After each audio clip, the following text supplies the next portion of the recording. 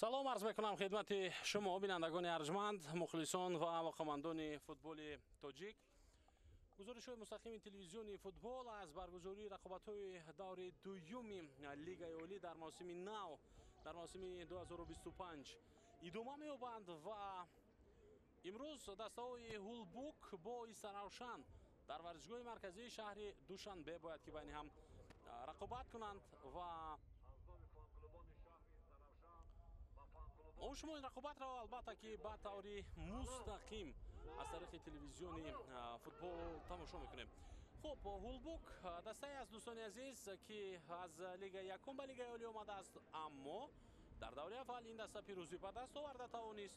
ин як натиҷаи бисёр олӣ буд бар муқобили Панҷшер, яке аз заифтарин дастаҳои лигаи олӣ дар мавсими гузашта, ки ин мавсим ҳоло ахиран тавонист дигарбора дар лигаи олӣ боқӣ бимонад ва акнун ин дафъа санҷиши ҷиддитаре дастаи ҳулбукро интизор аст. ин дафъа бозӣ бар муқобили Исаравшан, яке аз он дастаҳое ки бениҳоят худро дар бозиҳо зиёд мебахшад барои рақобат кардан бар муқобили рақиб ва бо тамоми яъне ки буду набуди худ мубориза мебарад ин даста.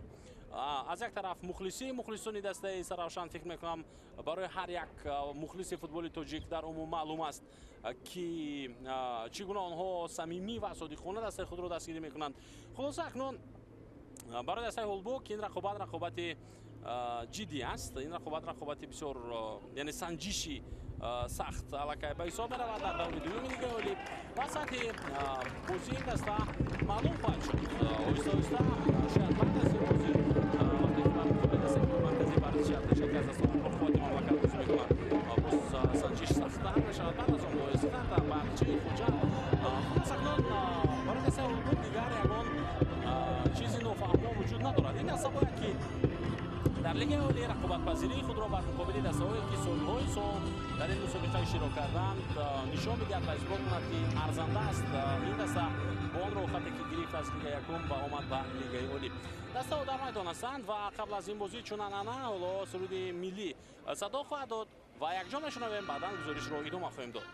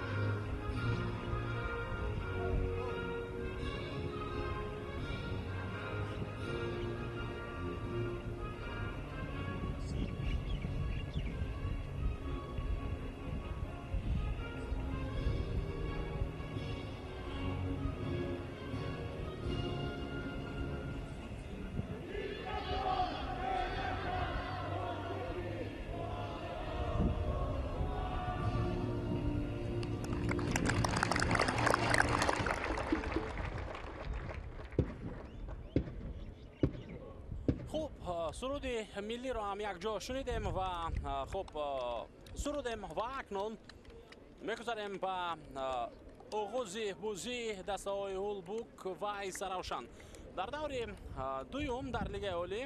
ба ғайр аз бозии дастаҳои ҳулбук ва Исаравшан хуб ҳамчунин бозиҳои дигаре ҳастанд ки бояд баргузор шаванд ва алан хусус аллакай ду бозӣ дуэл шуд. Эсхата бо Равшан бозӣ кард. дастаи Эсхата пирӯзии худро дар ин давр ба даст овард ва ин албатта ғалабае буд ки дастаи Равшан онро умуман ҳоло интизор надошт ва регата даст бо Истиқлол бозӣ карданд. дастаи Истиқлол бо ҳисоби 2-1 албатта қаҳрамони феълии мамлакат барандаи ҷомро дар мавсими гузашта дар ин давр шикаст дод ва се имтиёзи навбатиро ба даст овард. имрӯз дар варзишгоҳи марказии шаҳри Душанбе албатта як қатор мухлисон ҳастанд ҳатто содиқтарин мухлисони футбол имрӯз дар варзишгоҳ ҳастанд ва кӯшиш мекунанд ки албатта бозиро аз наздик тамошо кунанд ва дастаҳои худро дастгирӣ кунанд. ин ҳам ҳайати асосии дастаи Ҳулбук ва фарқияти зиёде нисбат ба бозии аввал бар муқобили дастаи Панҷшер. албатта бозии аввал буд. Нисбат ба он ҳоло тағйироти зиёде дар даста ба назар намерасад ва сармураббии дастаи Ҳулбук асосан кӯшиш кард ки ҳамон ҳайате ки дар бозӣ бо Панҷшер бозӣ карданд ва ғалаба карданд онҳоро дар ин бозӣ низ хуб нигоҳ доранд ва акнун барои Ҷалолиддин Маҷидов имрӯз рақобати ҷиддитар ва бозии сахттар дар пеш аст. ва ин ҳам ҳайати дастаи Исаравшан. ёдовар мешавем ки дастаи Исаравшан дар даври аввал бар муқобили Равшани Кӯлоб бозӣ карда буд ва онҷо хуб ғолиб муайян нашуд. дастаҳо бо ҳисоби 1-1 бозиро байни ҳам ҷамъбаст карданд ва як имтиёз аз он рақобат насиби дастаи Исаравшан гардида буд. хуб акнун имрӯз барои аввалин ғалабаи худро ба даст овардан дастаи Исаравшан муқобили яке аз дастаҳои навкор, яке аз дебютантҳо дар Лигаи Олӣ мубориза хоҳад буд. садои ушаки давари марказ баланд шуд ва бозӣ байни ин ду даста оғоз гардид. албатта Исаравшан дар бозӣ бо дастаи Равшан дар ҳоле ҳисобро мусовӣ кард ки дастаи Равшан як корти сурх дошт. хуб дар оғоз мо ба ҳайатҳои дастаҳо таваҷҷӯҳ мекунем ва шурӯъ мекунем аз ҳайати дастаи Ҳулбук ҳамчун дастаи мизбон дар бозии имрӯза ва рақами 1 Проспер Гбеко таҳти шумораи 71 Алишо Худоихолов, рақами 6 Вафо Хоҳоманешӣ, рақами 15 Франклин Бамаягона, таҳти рақами 18 бошад Алишер Салимов, рақами 88 Ҷаъфар Исмоилов, рақами 7 Ҷамшед Муродов, рақами 10 Масрур Қиёмиддинов, таҳти шумораи 62 Сафарали Каримов, рақами 55 Паҳлавон Баҳризода ва рақами 11 Хайриддин Турахонов. Ҷалолиддин Маҷидов сармураббии дастаи Ҳулбук аст. қоидаи бозӣ вайрон шуд дар майдон ва дар он ҳолат қоидаи бозиро Ҷамшед Муродов вайрон кард, бозигари дастаи Ҳулбук. акнун имконият барои Исаравшан дар оғози рақобат ба миён меояд ва аз ин мавқеъ имкон дорад ки Ҷаҳонгир Сафаров ирсол кунад тӯбро. аз ҳамон бозигари дигар омодааст ҳоло барои задани зарба Сардорбек Саидов таҳти рақами 17 партов ба дохили ҷаримагоҳ. имконият барои бозингарони Исаравшан, бархурди сахт дар дохили ҷаримагоҳ ва дарвозабони Ҳулбук албатта инҷо бархурд дошт бо Мирзоҳид Мирзомаҳмудов. ҳарду ҳам андак осеб гирифтанд. аммо қоидаи бозӣ бар муқобили Проспер дарвозабони дастаи Ҳулбук вайрон гардид.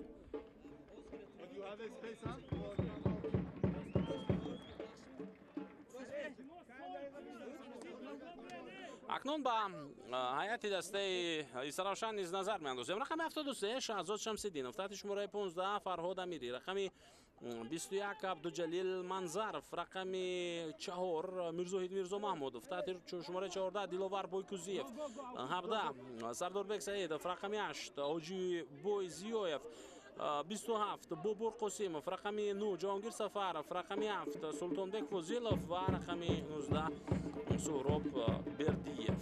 Шӯҳрат Шамсиев сармураббии дастаи Исаравшан аст.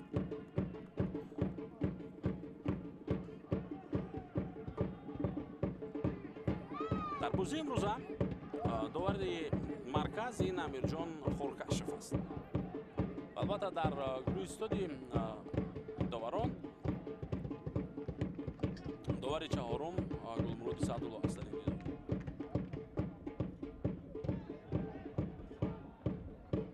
рақобат идома меёбад. бозигарони Ҳулбук дар маркази майдон бо тӯб.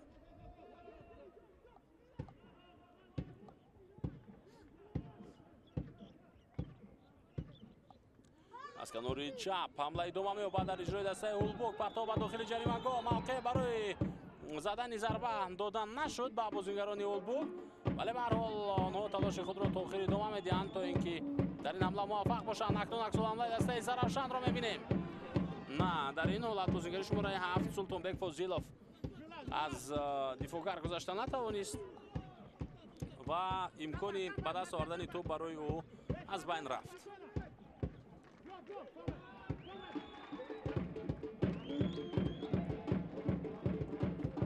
هولبوک از نه با هجوم گذاشتن خواست، اما بعدم خود بازی بران گردید.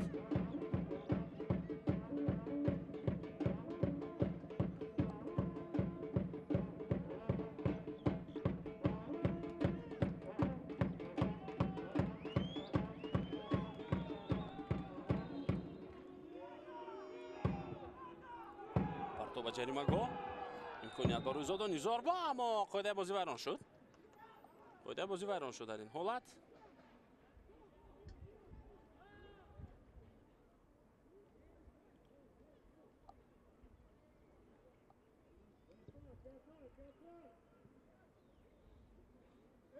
و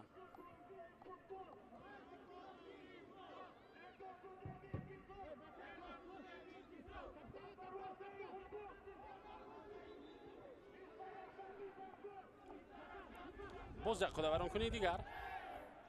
باز هم در مرکزی میدان و این دفعه جهانگیر سفرов رو از پا افتاندند.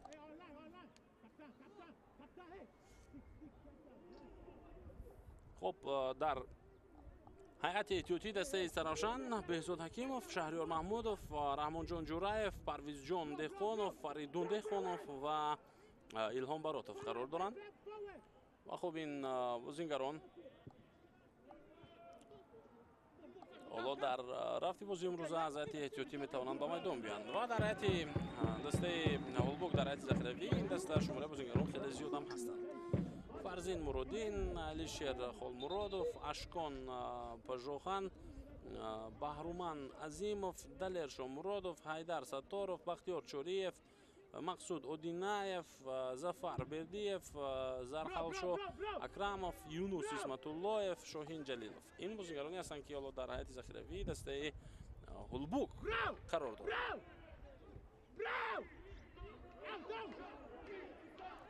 تو در اختیار بازیگران سرافشان.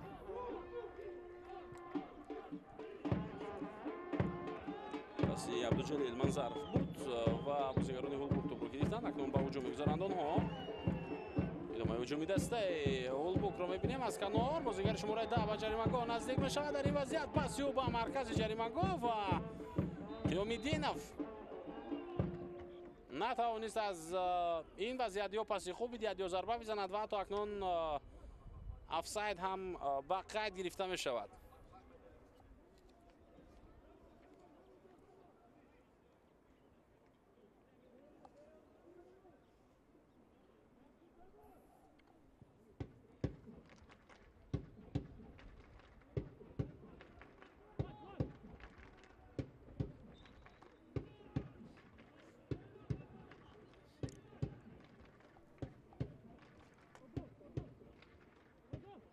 دسته سرافشان موسمی گذشته در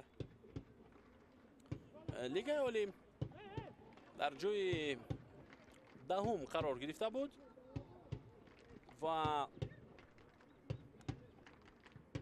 17 امتیاز به دست آورد در 22 بازی. دسته شهری سرافشان فقط یک امتیاز این دسته رو از تاخانه جدول رها کرد. این دسته رو از تاخانه جدول از اون موقعی که دسته باید در پلی آف بازی کند از اونجا رهانید و تیم مذکور اکنون این موسم نیز در لیگ اولی بازی میکند. هرچند موسمی گذشته بازی‌هایش چندان خوب نبودند.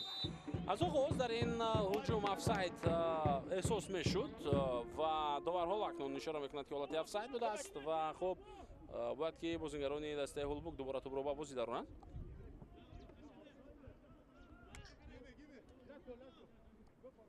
خلاصه سرافشان در یک موسم بسیار مشکل توانست که موقع خود را نگاه دارد در لیگ اولی و با این حساب دسته مذکور این موسم اکنون دوباره با اندک تغییرات در هیئت با اندک دیگرگونی و بعضی از خوب دعوت بازیگران خوبتر حالا کوشش میکنند که اکنون در لیگ اولی ادامه بدهد راه خود را.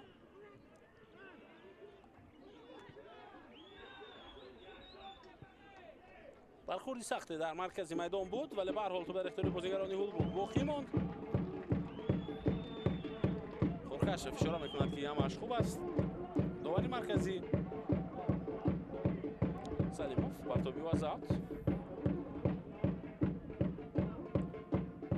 Сол ба канори чап. Дақиқ ва бехато пас дод Муродов дар ҳамон ҳолат аз канори чап акнун ирсол мешавад ба дохили ҷаримагоҳ ва дар ин ҳолат иҷоза надод Мирзо Маҳмудов, Мирзоҳид. бозам бо ту бозингарони дастаи Иста Равшан қарор доранд. аммо барои онҳо ба ҳуҷум гузаштан инҷо муяссар нашуд.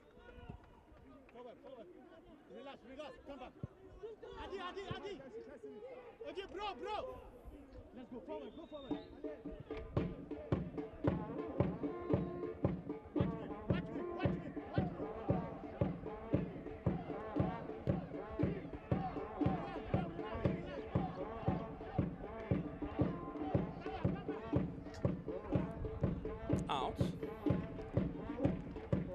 Топ аз майдон берун шуд ва ҳола акнун аз оғози бозӣ дастаҳои Ҳулбуки Иста Равшан 10 дақиқа гузашт. дар 10 дақиқа мо фақат як ҳуҷуми хуби бозингарони Ҳулбукро дидем ки он ҳам бенатиҷа буд. ҳамлаи навбати Ҳулбук шумораи зиёд бозингарони даста ба ҳуҷум мераванд. Пас ба дохили ҷаримагоҳ фурсат барои задани гол. Зарба ва тӯб аз паҳлӯи дарвоза гузашт. дар дақиқаи 11-уми рақобат шонси бениҳоят хуб буд барои Турахонов, аммо ӯ аз паси додаи Каримов истифода бурда натавонист дар ҳамин вазъият. бозии хуби Каримовро мебинем оло дар маркази майдон. мо албатта саҳнои такрорро интизор мешавем. пеш аз ҳама ки Сафаралӣ Каримов чӣ гуна бозӣ кард, аз байни се кас пас дод, ҳатто қариб буд ки ҳолати 1-1 буд барои бозингари хати ҳуҷум барои Турахонов ва ин бозингар хато зарба зад. дастаи навкор дар Лигаи Олӣ бар муқобили дастаи бо таҷриба ҳоло бозии хуб нишон дода истодааст.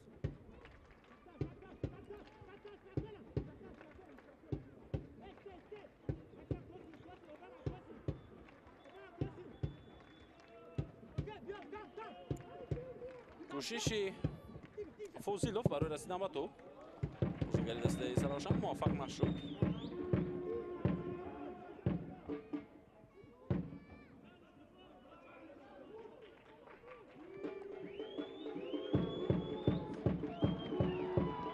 партоб ба ҷаримагоҳ.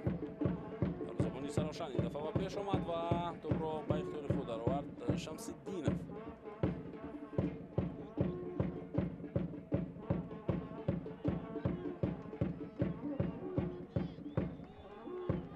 мавсими гузашта дастаи Ҳулбуки Восе дар Лигаи Якум дар ҳақиқат бозиҳои зебову диданӣ дошт ва мухлисони ин даста аз ҳад зиёд дастгирии хуб кардан дастаро. дар умум барои рафтан ба Лигаи Олӣ албатта саҳми ҳамагӣ хеле калон ҳам буд. ирсоли навбатӣ ва ҷаримагоҳи Иста Равшан ва ин ҳуҷум низ акнун бартараф мешавад.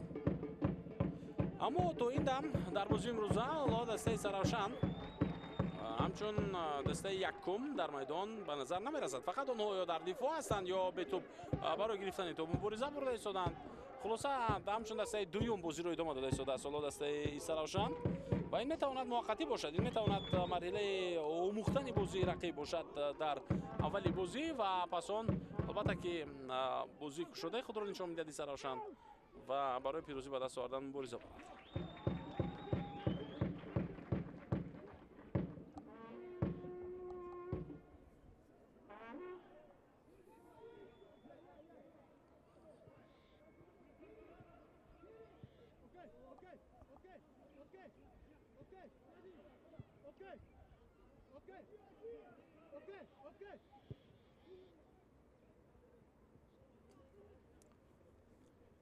توپ در اختیار خود قلوف.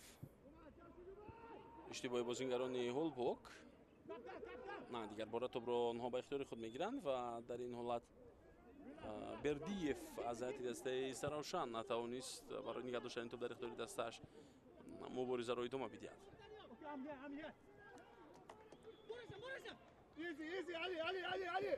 дастаи Улбук дастае аст ки дар замони соҳибистиқлолии мамлакат таъсис ёфтааст. соли 1992 ва хоб ин даста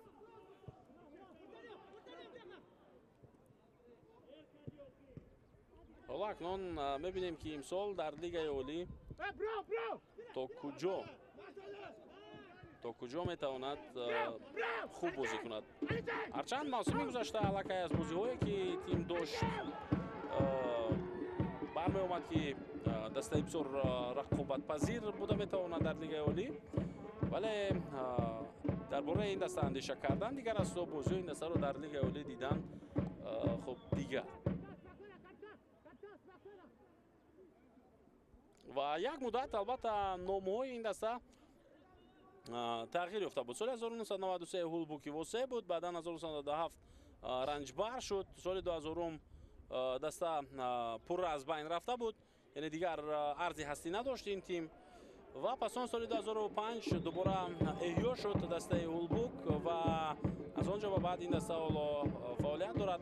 ҳоло пас аз заҳматҳои тӯлонӣ дигарбора даста оҳиста-оҳиста омад ва то он ҳадде ки ба сатҳи баландтарини футболи кишвар баробар шуд, яъне расид ва дар лигаи олӣ бозиҳои худро акнун дастаи мазкур дуюр мекунад.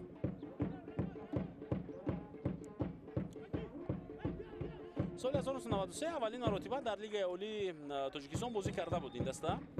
дар мавсими дебютӣ ин тим дар ҷадвал ҷои 12-умро гирифт ва баъд аз он дигар ин тим дар лигаи олӣ хуб бо ин ном ба қавле бозӣ накард, аниқтараш муваффақ набуд бо ин ном. ва соли 1997 вақте ки номи даста аз Улбук ба Ранҷбар иваз карда шуд, дар чемпионат соҳиби медалҳои нуқра гардида буданд дастаи Улбук ва пас аз анҷоми мавсими соли 1999 бошад, бошгоҳ барҳам дода шуд. 6 сол касе дигар бо пираҳани дастаи Улбук бозӣ намекард, ки албатта як замон Ранҷбар буд номи ин даста. 6 сол дигар касе дастаи Улбукро мухлисӣ намекард, чунки ин даста набуд. ва соли 2005 танҳо хуб бошгоҳ ба номи таърихии худ Улбуки Восе дубора фаъол шуд ва сипас дар лигаи якум бозӣ кардааст. ҳоло акнун баъд аз эҳё аввалин бор дастаи Улбук ба лигаи олӣ омад ва дар лигаи олӣ мавсимро бисёр хуб шурӯъ кард. ҳарчанд Паншер дастае буд ки баъди гузаштани марҳилаи плей-офф дар лигаи олӣ мавқеи худро дигар бора ба даст овард, нигоҳ дошт. аммо дастае аз Паншер ки мавсими гузашта дар лигаи олӣ буд, умуман дар лигаи олӣ таҷрибаи хуб дорад ин тим ва бар муқобили дастаи навкор метавонист ки ин даста албатта бозӣ беҳтар кунад, лекин Улбук онҷо бозии хуби худро нишон дод ва Турахонов омозингаре ки дар бозии имрӯза аз аввалин имконияти худ истифода бурда натавонист, дар он бозӣ ба задани 2 гол даст ёфт дар дақиқаи 77 ва 92 бо дубли худ пирӯзӣ дастаро таъмин кард. ҳоло ҳуҷуми навбатии дастаи Улбук бенатиҷа ҷанбаст мешавад. Саидов паси Убақӣ фишор меорам бозам бозингарони дастаи Улбук ва тими Саравшан аз зери фишор инҷо берун омаданӣ аст.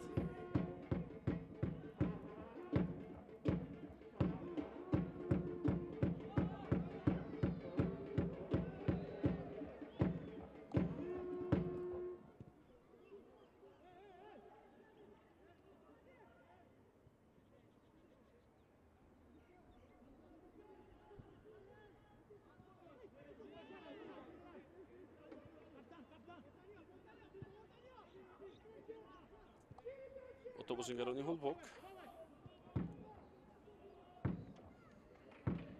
дар маркази майдон рақобат барои гирифтани тоби дома дорад. Фозилов тӯбро дар ихтиёри дастаи Саравшан нигоҳ дошт. На, онҷо мазарат Фозилов не. Фозилов ҳоло дар ҳуҷум аст ва дар ин миён ӯ барои гирифтани тӯб ҳатто кӯшиш карда натавонист. اونجا بازیگری دیگر بود با احتمال زیاد این قاسموف بود که توپ رو در اختیار سراوشان نگه داشت.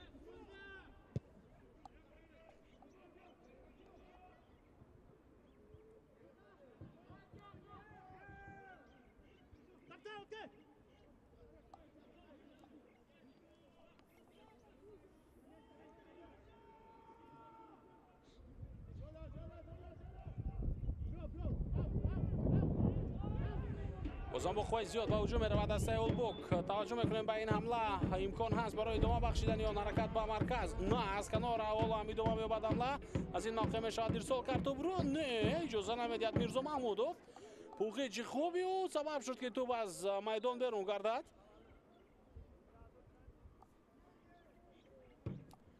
و اکنون اسماعیلوف از کناری میدان او به میدان وارد می شود و خدای قولوف بود که اکنون توپ را از اوت به بازی در آورد. خدای قولوف ضربه کنجی به فایده دسته اولبوک قاسم. دقیقه 20 رقابت ادامه دارد. حساب همان 0-0 است. بازیگران اولبوک در هجوم باقی میمانند. فرصت برای زدن ضربه و ضربه بسیار هم سخت. دروازه‌بانی استراوشان شمس‌الدینов با مشکلی برگردان توپ رو، اما ضربه خوب زدن نتوانست دروازه‌بان برای شروع شدن بازی. به هر حال توپ در اختیار سراوشان باقی میماند. حمله دسته سراوشان رو میبینیم. بردیف با جریمه‌گاه نزدیک میشود. بردیف و سه کس علاقه در پیش روی او قرار دارند. پرتو به داخل جریمه‌گاه. پروسپر دروازه‌بانی دسته اولبوک توپ رو گرفت.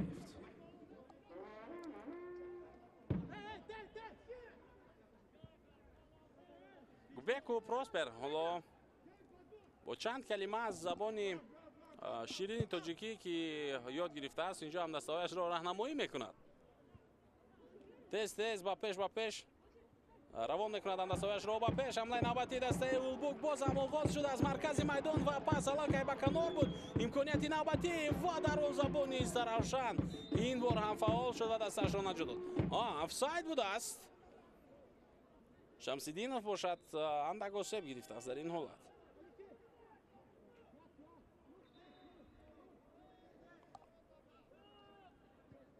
پاسی کریموف بود بازم به کنار. بازیگر شماره 62 سفرعلی کریموف در بازی امروزه او خود را به حیث یک پلی میکر در درجه اولی تا این دم نشان داده ایستاده است. در حالت اول تورخانوف رو 1-1 با دروازه‌بان قریب بود که آورد. تورخانوف خلاصه امکانی خوبی زدن گل رو داشت اما نتوانست در این وضعیت باشد. پس خوبی او رو می‌بینیم به کنار. فقط اینکه بازیگر دسته اولبوک البته فوتبال خط هجوم در حالت افساید بود یک کمه و داور این رو بین بعد گرفت، اما در عموم پس انجام داده سفرعلی کریموف یگان کمبودی نداشت. فشار میارن بازیگران اولبوک. قریب بود که سلیموف توپ رو با اختیار دستش برمیگردان در نزد جریمه‌گاه استراوشان.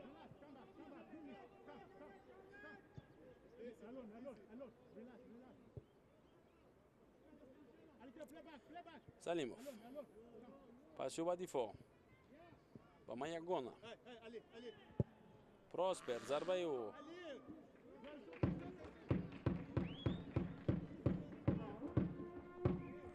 اوت با فایده سراوشان. تا این دم بازیگران دسته سراوشان حالا یگان اقدامی نمیکنند برای در هجوم بیشتر بازی کردن. و از یک طرف بازی خوبی دسته اولبوک در موقع‌های درکاری است. بازیگران این دسته موقع‌هایی که درکاری است آنها رو رها نمیکنند، آزاد نمیگذارند. این سبب می شود که بازیگران سراوشان در اداره کردن توپ مشکلی داشته باشند. حالا با شکل جایگیری شوی 4-4-2 بازی میکنند دسته اولبوک و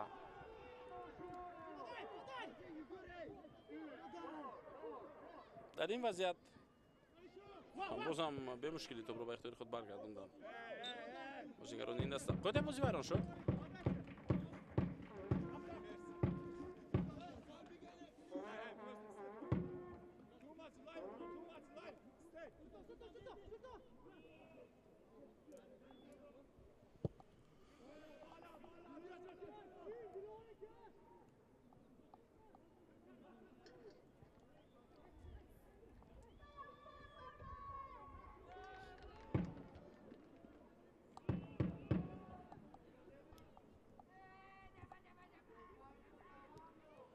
توپ در اختیار بازیگران هولبوک و از مرکز میدان حمله را آغاز میکنند با یگانه پاسی به کنار.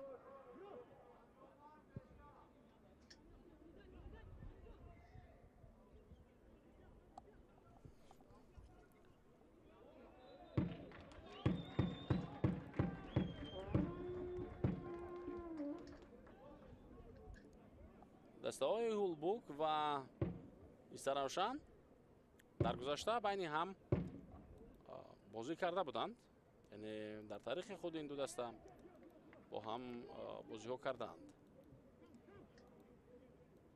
ما اگر با بازی بین خودی آنها نگاه کنیم، دسته هولبوک و ایستراوشان با هم 4 بازی انجام داده بودند در گذشته و اولین بار سال 1993 در موسم نخستینه که خب هولبوک در لیگ عالی بازی کرده بود، دسته ها با هم بازی کردن. حالا وضعیت استانداردی است، بیاید ببینیم. پرتاب می شود به جریمه گاه ایستراوشان برطرف گردید. بازم یک ضربه دیگر از مسافه دور و توپ از پهلوی دروازه از میدان بیرون شد. خب اولین بازی این دسته ها در تاریخ با حساب 3-1 به فایده دسته ایستراوشان انجام بست شده بود سال 1993.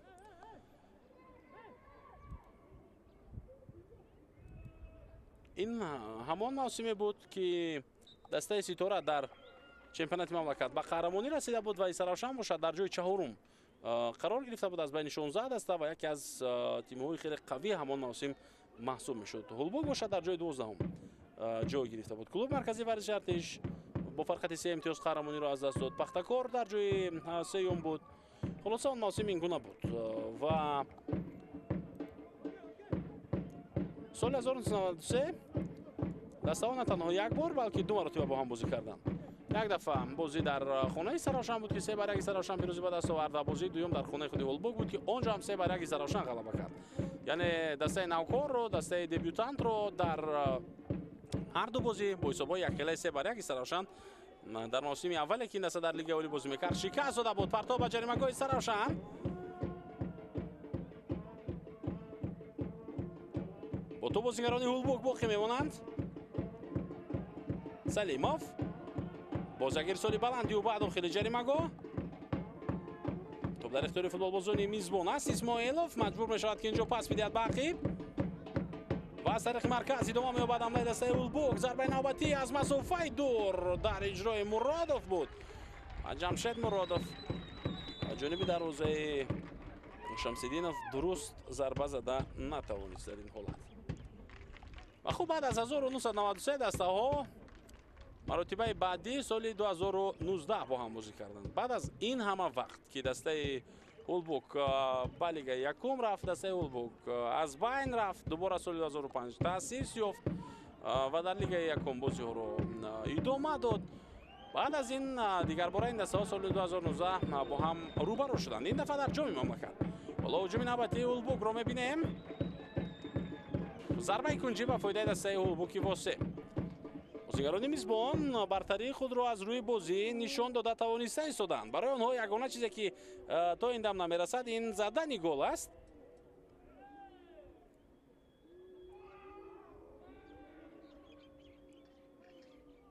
پرتاب به جریمه گاه. ضربه با سر و توپ از بالای دروازه شمس‌الدینوف گذشت. خلاصه دستان بین هم در لیگ در جام تاجیکستان بازی کردند. بازی اول در خانه ایستراوشان با حساب 1-0 به فایده ایستراوشان بود. در دوره یک نهایی دسته ها بازی کرده بودند در جام مملکت سال 2019 هم و بازی جوابی باشد در هولبوک واسه 2 شد. آنجا دسته هولبوک با حساب خب 3-1 ایستراوشان را شکست داد و در عموم با حساب عمومی 3-2 این دسته غلبه کرد و در جام مملکت بعد دوری چهارک نهایی برآمد. اما سال دسته هولبوک در دور چهارک نهایی البته برای این دسته متاسفانه بر مقابل استقلال بازی کرد و از استقلال با حساب 1-6 در عموم شکست خورد در 2 بازی و از رفتن به дар даври чорякниҳоӣ аниқтараш ин даста бар муқобили дастаи дӯстӣ бозӣ кард. дӯстиро ҳам шикаст дод бо ҳисоби 3-4 ва ба даври нимниҳоӣ баромад. ҳоло бобати то ҷое як бархурд байни дарвозабон ва бозигари дастаи Саравшан ба миён омад, аммо қоидаи бозӣ вайрон нагардида буд дар он ҳолат. дарвозабони дастаи Ҳулбук тӯбро гирифт ва дар даври нимниҳоӣ дастаи Ҳулбук бар муқобили Истиқлол бозӣ кард. ҳамон насим имкони хуб дошт ин даста ки ҳатто ба финали ҷоми Тоҷикистон барояд, аммо аз тарафи дигар Хуҷанд боригар бозӣ карданд. аз ин тараф Истиқлол бо Ҳулбук ва аз Истиқлол ин даста албатта маълум буд ки шикаст мехӯрад, чунки Истиқлол ҳамон шабу рӯзҳо беҳтарин даврони худро пушти сар мекард, на танҳо дар дохили кишвар, балки ҳамчунин дар арсаи Осиё. дар Лигаи Чемпионҳо мо баъдан ба хотир дорем ки чӣ гуна буд бозиҳои дастаи Истиқлол. қабл аз он дар ҷоми Конфедератсияи футболи Осиё бисёр бозиҳои олӣ дошт ҳамон шабу рӯзҳо дастаи Истиқлол ва ҳайати мукаммали худро ҳам дошт ҳамон сол ин даста. ҳоло акнун маротибаи панҷум дастаҳо боз баъд аз 6 соли дигар рӯбарӯ мешаванд. Ҳулбук ва Исаравшан, яъне дар 4 бозии қаблӣ 3 ғалаба Исаравшан дорад, 1 ғалаба Ҳулбук. андак нофаҳмӣ байни бозигарон ба миён меояд. Сафаралӣ Каримов ҳоло ишора мекунад ки бозигари дастаи Исаравшан муқобили ғайри қоида бозӣ кардааст.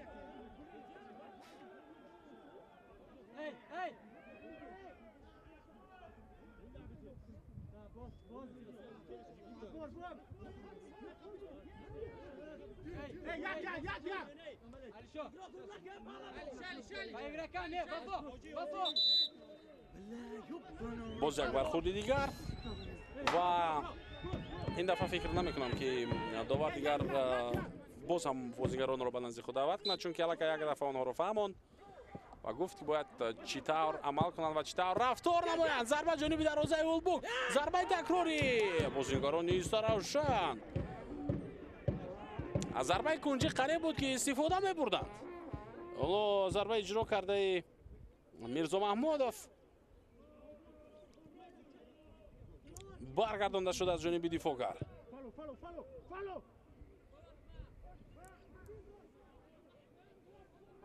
бурза дар маркази майдон. Исаравшан тӯбро дар ихтиёри худ нигаҳ медорад. Сафаров паси ӯ то боқӣ мондан бозигарони дастаи Исаравшан. пас ба хати ҷаримагоҳ имконият барои задани зарба ва хеле ҳам бозии хуб буд дар иҷрои Бердиев. ӯ аввалан як ба канори чап ҳаракат кард, баъдан ба рост ва фурсат ёфт ки зарба занад, лекин зарбаи задаи ӯ на чандон хавфнок буд ва на чандон зарбаи сахт буд. санаи такрори онро мебинем ки чӣ тавр дарвозабони дастаи Ҳулбук ба осонӣ тӯбро дар он лаҳза гирифта тавонист. дар дақиқаи 33 як бархурди сахти дигар ба миён меояд ҳоло байни бозигарон ва Сафаралӣ Каримов аз ҳайати Ҳулбук ва Мирзо Маҳмудов аз ҳайати Исаравшан осеб диданд. на ин Сафаралӣ не, балки Исмоилов аст. бозигари шумораи 88 аз дастаи Ҳулбук осеб гирифтааст.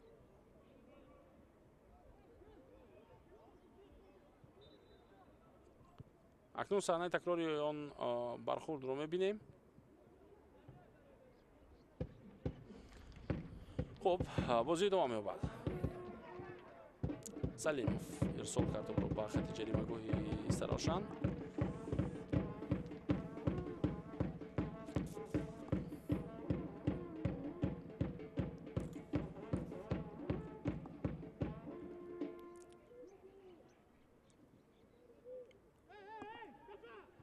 توپ در اختیار خود بازیگران Исаравшан باقی میموند، اما در خط دفاع این دسته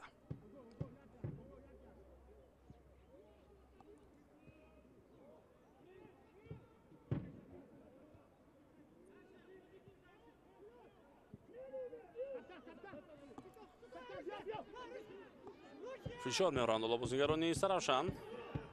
فضیلов نتوانست توپ رو گرفته، اما این کار را سفارف کرد. بازیگر شماره 9 توپ رو برگرداند. ҷаҳонгир Сафаров. Аут ба фоидаи Ҳулбок.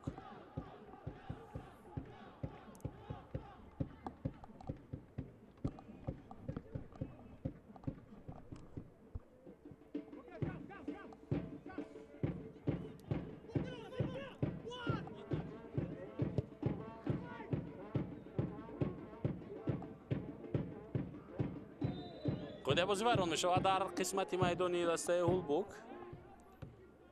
ва дар ин ҳолат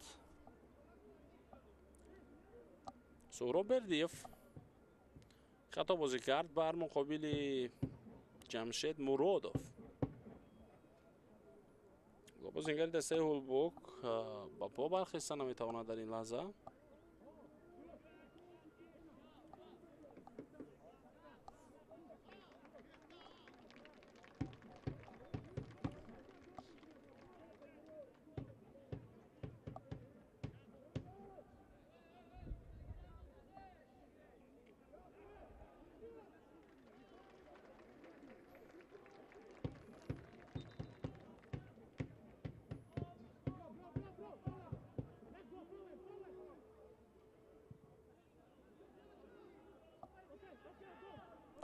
мубориза дар маркази майдон. рақобат ҳоло идома меёбад. боз як бозингари дигари дастаи Ҳулбок андак осеб гирифтааст, аммо бозӣ ин бор манъ намешавад. Салимов ирсоли ӯ аз канори рост маҳз ин бозингар аст ки бештар кӯшиш мекунад то ҳамдастаҳояшро дар ҷаримагоҳи Саравшан бо туп таъмин намояд ва аз канори чап дар ҳамин вазъият хуб Исмоилов ин корро бештар талош мекунад ки анҷом бидиҳад.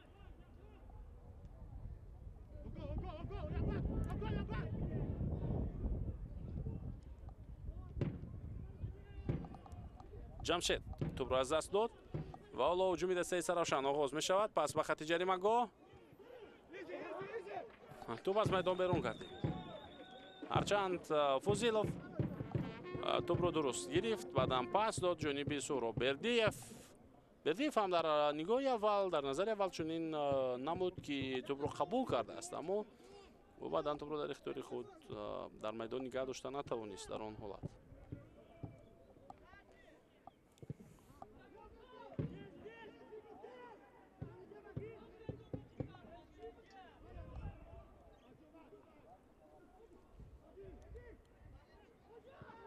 прессинги бозингарони Саравшанро ҳоло шумо бубинед.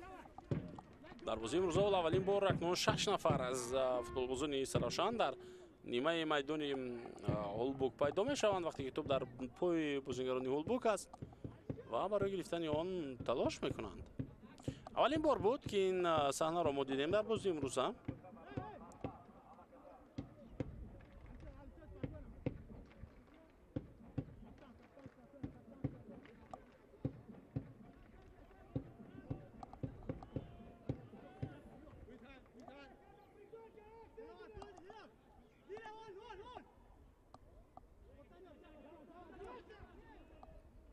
бозиро идома медиҳам бозингарони Ҳулбок. пас ба хати ҳуҷум.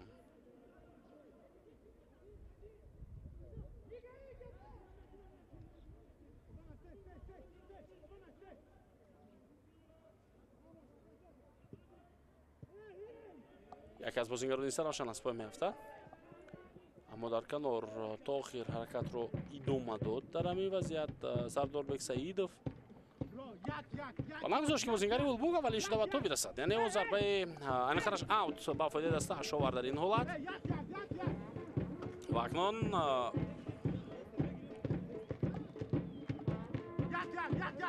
ба воситаи аут ҳоло дастаи Саравшан мехоҳад дар ҳуҷум боқӣ бимонад. партов ба дохили ҷаримагоҳи Ҳулбок.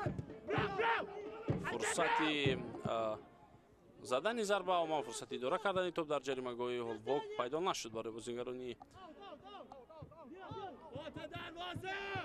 Саравшан.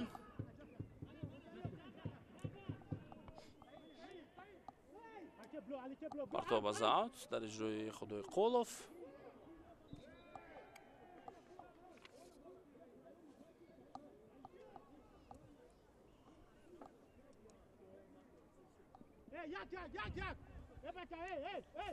اکنون توجه میکنیم به این وضعیت استانداردی. از آن چگونه استفاده خواهند برد بازیگران دسته استراوشان. 5 نفر در خط جریمه‌گاه هولبوک هستند. 5 نفر. پرتاب به داخل جریمه‌گاه. دروازه‌بان پروسپر با آسانی توانست توپ را بگیرد.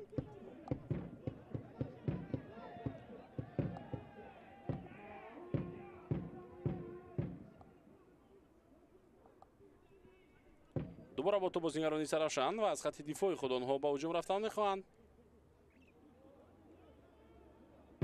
نه، در مرکز میدان دسته هولبوک رفتی بازی رو تغییر داد. توپ را گرفتن بازیگران این دسته.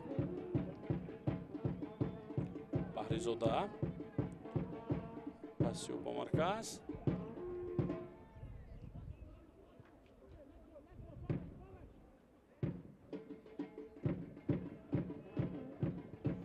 ارسال به جریمه‌گاه. خود بازی ویران نمی‌شود. داور اجازه می‌دهد که حالا بازی ادامه بیابد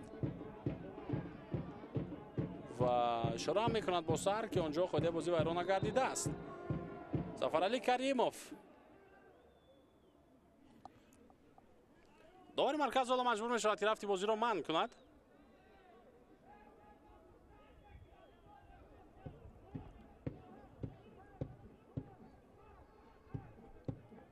چرا که بازیگری دسته استراوشان اوسیب گرفته است. فوتبال بازی رقمی 17. سرداربک سعیدوف بعد یعنی همین برخورد اوسیب گرفت.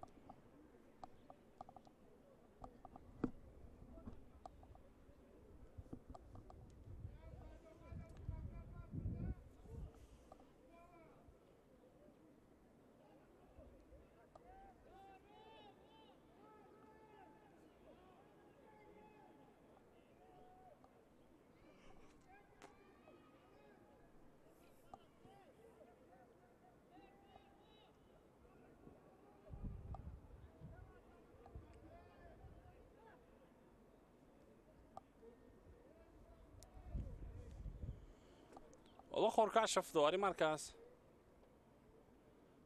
اکنون اینجا باید که اجازه بدهد تا رقابت دوباره ادامه بیابد. دقیقه 42 بازی هم در قسم اول حالا با پایان خود نزدیک است. 3 دقیقه دیگر با تا انجام وقت اساسی باقی میماند. در حمله بازیگران هولبوک ارسال به داخل جریمه‌گاه در اجرای ظفرعلی کریموف، اما کم بلندتر بود این ارسال توپ و فوتبال بازان استراوشان توپ رو گرفتن در اون وضعیت در داخل جریمه‌گاه خود.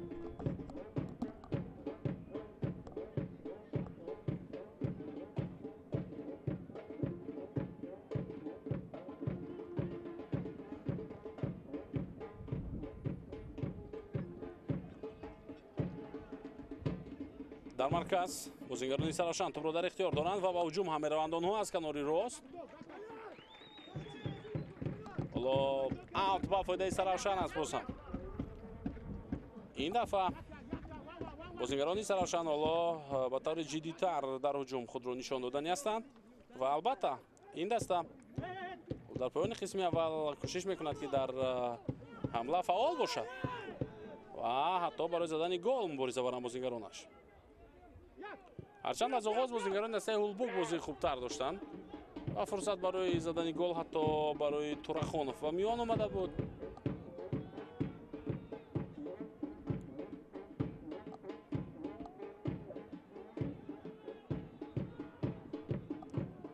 و در عموم بازیگران دسته هولبوک بازی خوب از اول نشان دادند، لیکن این کوشش‌های آنها به نتیجه بود. آینده و در قسم پایانی رقابت دسته استراوشان است که این کار را میکند. اینجا باشد اوسیب میگیرد باز یک بازیگر دیگر و این تحت شماره 9 جهانگیر سفرف است که با کمک دختران نیاز دارد.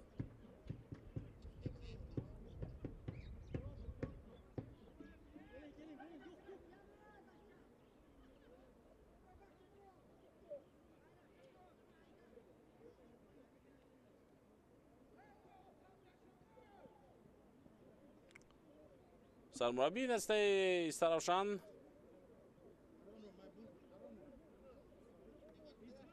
اینجا کوشش میکند که برای شاگردان خود فهماند تو در ادامه چی طور آنها بازی رو ادامه بدهند.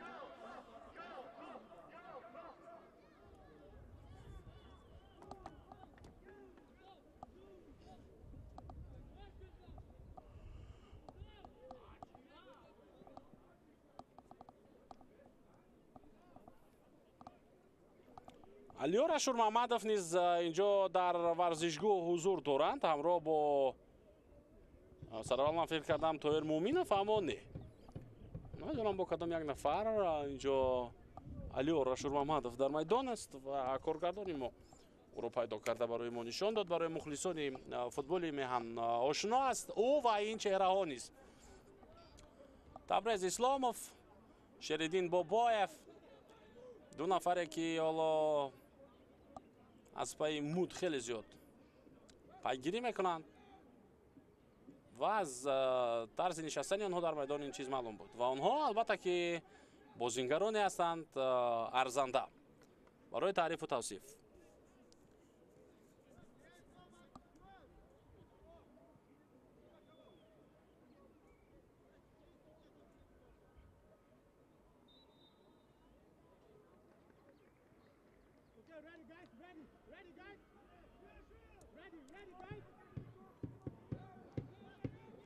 وقتی اساسی قسم اول پورا تمام شد، حالا اکنون بازی دوباره ادامه می‌یابد و اکنون برای ما معلوم می شود که داور چند دقیقه دیگر اضافه خواهد کرد. شاید 3 دقیقه، شاید بیشتر از اون در قسم یکم اضافه شود. 3 دقیقه اضافه میکنه داور با بازی دستای هولبوک و ایسا روشن.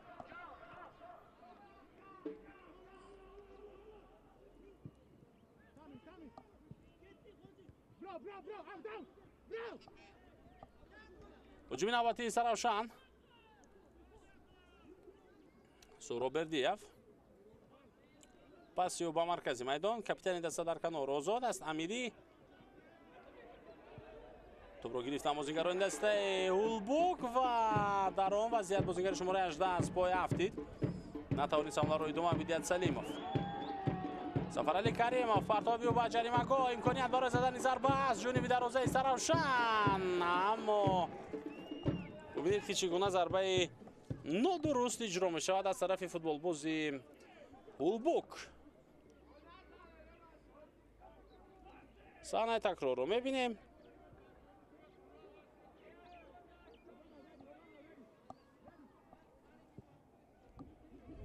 حالا اکنون اینجا طاهر مومینов، سرمربی دسته رگارتاداز و گیلا شکیلادзе، سرمربی منتخب مملکت، همزمان در ورزشگاه هستند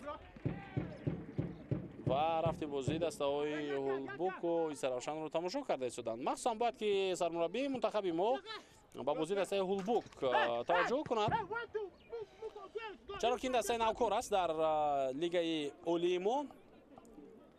یعنی شاید وقتی که در لیگ یکم بود این دسته توجهی کمتر بود و احتمالاً از دسته‌هایی که در لیگ اولی بازی نمی‌کنند از آن دسته‌ها به منتخب بازیگر دعوت نمی‌شود و حالا اکنون وقتی که هولبوک در لیگ اولی است شاید اینجا کدام یک بازیگری با مهارت باشد که اکنون آهسته شناخته شود و برای دعوت به تیم منتخب ارزنده باشد. برای این شکیلادзе حالا رفت این بازی رو هم پیگیری می‌کند. و اکنون صدای شکیدوار بلند شد. دوستان عزیز، قسم یکمی بازی دسته‌های هولبوک و ایسا روشن با حساب 0-0 به پایان میرسد. از نزد اکران‌های خویش دور نروید، ما بعد چند لحظه به قسم دوم این رقابت برمیگردیم.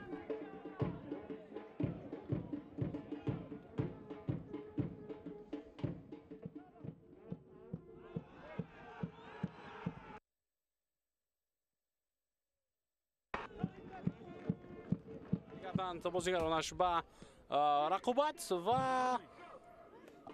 خب ما انتظار میشویم اکنون آغاز بازی رو در نیمه دوم. صدای شکیدوار مرکز رو پیش از همه بازیگران انتظارند و خب نمیدونم در تنفس و عموما تا این دم که این همه دیر با میدان دوباره برگشتن بازیگران دسته هولبوک، سرمربی این دسته جلالالدین مجیدوف چی گفت برای شاگردان خود و با آنها چی فهموند که اندک دیرتر با میدان آمدند бале ин дастаи навкор аст, ҳоло дастаи дебютант дар лигаи олӣ баъд аз солиёни сол ва хулоса барои ин даста муҳим аст. Ҳар бозӣ муҳим аст. Дар оғози мавсим худро хуб нишон додан муҳим аст ва тақдири баъдии даста низ дар хотимаи мавсим ва ҳатто барои мавсими оянда аз даврҳои аввали ҳамин мавсим вобастагии калон дорад. Агар дар оғоз даста хуб бозӣ кунад, имтиёзҳои дар кориро аллакай ба даст биёрад, мавқеи худро дар ҷадвали умумӣ дар лигаи олӣ метавонад нигоҳ дорад. Вале агар аз оғоз ҳамчун як дебютант ҳар як дастае ки таҷриба дорад андак аз лигаи олӣ ин дастаро шикаст додан бигирад, пас ба зудӣ табдил мешавад дастаи Олбук ба яке аз он дастаҳое ки дар хотимаи мавсим бояд лигаи олиро тарк кунад. ҳамин хотир фикр мекунам дар танаффус махсусан сармураббии онҳо андак вақти зиёдтарро гирифт ва суҳбат кард бо бозингарон ва ба онҳо фаҳмонд ки барои онҳо чӣ қадар муҳим аст ғолиб омадан ва се имтиёзро соҳиб гаштан. امروز در ورزشگاه مرکزی شهر دوشنبه هستند مخلصان فوتبال، هم مخلصان دسته سراشان و هم مخلصان دسته هولبوکی واسه.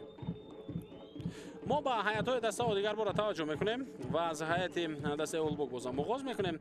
شهزاد شمس‌الدینov، فرهاد امیری، عبدالجلیل نظرov، میرزاهید میرزا محمودov، دیلوار بویکوزیев، سرداربек سعیدов. البته این دسته سراشان است. ما از دسته سراشان شروع کردیم.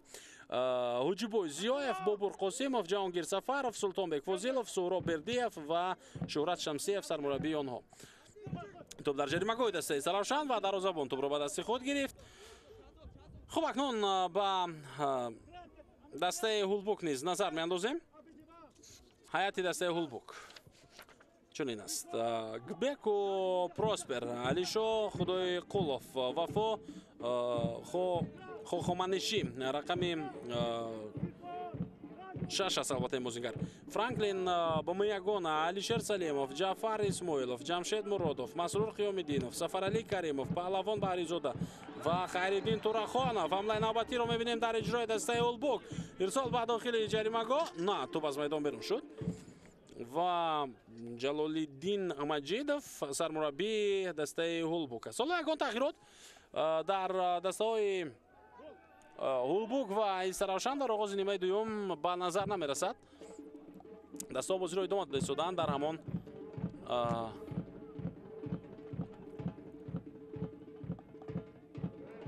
شکلی که آغاز کرده بودند، با همان هیئتی که بازی را شروع کرده بودند با همان هیئت ادامه داده ایستادند. هجوم نوبتی هولبوک باز هم ارسال به داخل جریمه‌گاه. اگر به ردودهای دسته‌ها در قسم اول ما رو بیاریم و به خاطر بیاریم نیمه یکم رو، پس پیش از همه باید در مورد این که دسته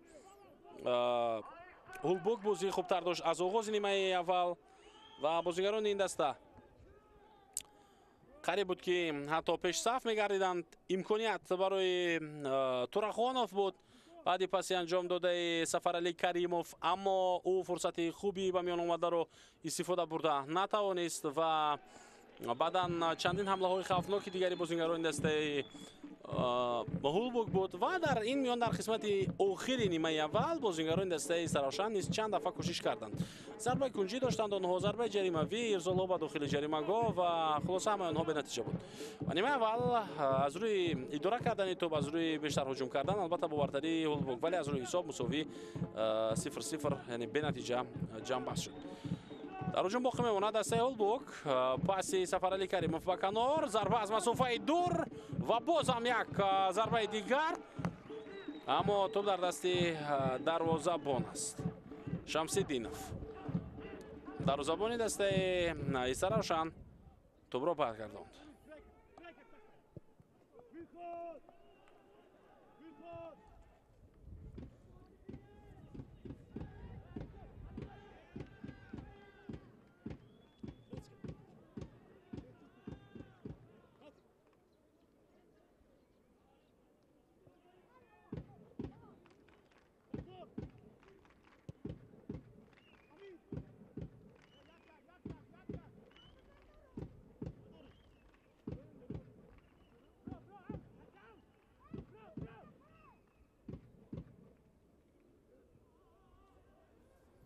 رقابت در مرکز میدان. بازم بازیگران دسته هولبوک کوششی به هجوم گذاشتن را دارند.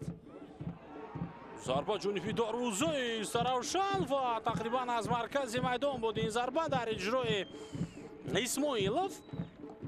албатта ки дарвозабони дастаи Саравшан Шаҳзод Шамсиддинов андак пештар қарор дошт ва баъдан рафт ба мавқеи худ, аммо зарбаи задаи Исмоилов низ то ҷои хавфнок буд ва ин бозингар пеш аз ҳама фикре ки дошт дар ҳамин ҳолат бисёр олӣ буд.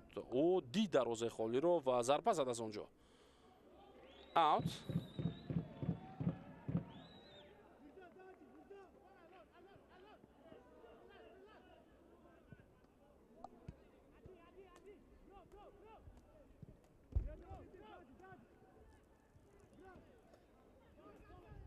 топ дар ихтиёри бозингарони Саравшан қарор дорад.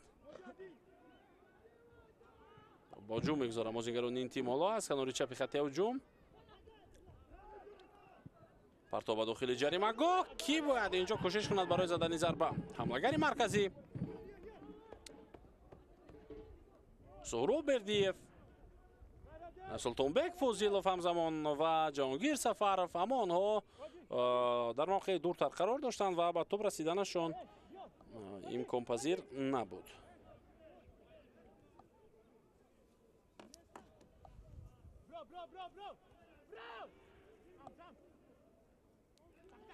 Харидин Турахонов инҷо кӯшиш кард ки ҳуҷуми навбати Олбугро оғоз кунад, аммо боз ҳам муваффақ нашуд. ва агар мо ба 5 бозии охири дастаҳо таваҷҷӯҳ кунем, хуб натиҷаҳои Саравшан чандон хуб нестанд. дар 5 бозии охири худ ин даста як мусови бар муқобили ҳосилот дорад. ин албатта бозии даври 21 дар мавсими гузашта буд ва як бозии дигар бар муқобили Вахш дорад ки бозии мавқуф мондаи даври 18 буд бо ҳисоби 1-0 онҷо шикаст хӯрдааст. бозӣ бар муқобили Регата Даст буд, бозии даври 22 ки 2-0 шикаст хӯрдааст ва бозӣ бар муқобили Равшан буд, бозии мавқуф мондаи даври 6 ки санаи 15 ноябри соли 2024 баргузор кардан дастаҳои бозиро ва онҷо бо ҳисоби 3-1 шикаст хӯрд аз Равшан. ва ахиран бозам бо Равшан бозӣ кардаста дар оғози мавсим дар даври аввал ва бо ҳисоби 1-1 бозии худро мусови ҷанбаст кард Саравшан. хулоса дар 5 бозии охири худ ин даста ягон ғалаба надорад. ҳоло 2 мусови муқобили дастаҳои Равшан ва ҳосилот ва 3 бохти дигар аз дастаҳои Равшан, Регата Даст ва Вахш. ҳуҷуми навбати Улбук. паси Муродов ба канор ва тӯбро дар майдон нигаҳ дошта натавонистанд. ҳоло дар ин лаҳза бозингарони дастаи Улбук. аут ба фоидаи Саравшан гуфта мешавад. хуб, баъд аз силсилабозиҳое ки бо нокомӣ барои дастаи Саравшан ҷамъбаст шуданд, ин даста имрӯз бар муқобили Улбук, яке аз дастаҳои навкор дар Лигаи Олӣ, имкони пирӯз шуданро дорад. агар андак бозигарони ин даста хуб бозӣ кунанд. инҷо ҳаракати Зафаралӣ Каримов метавонист хавфнок бошад,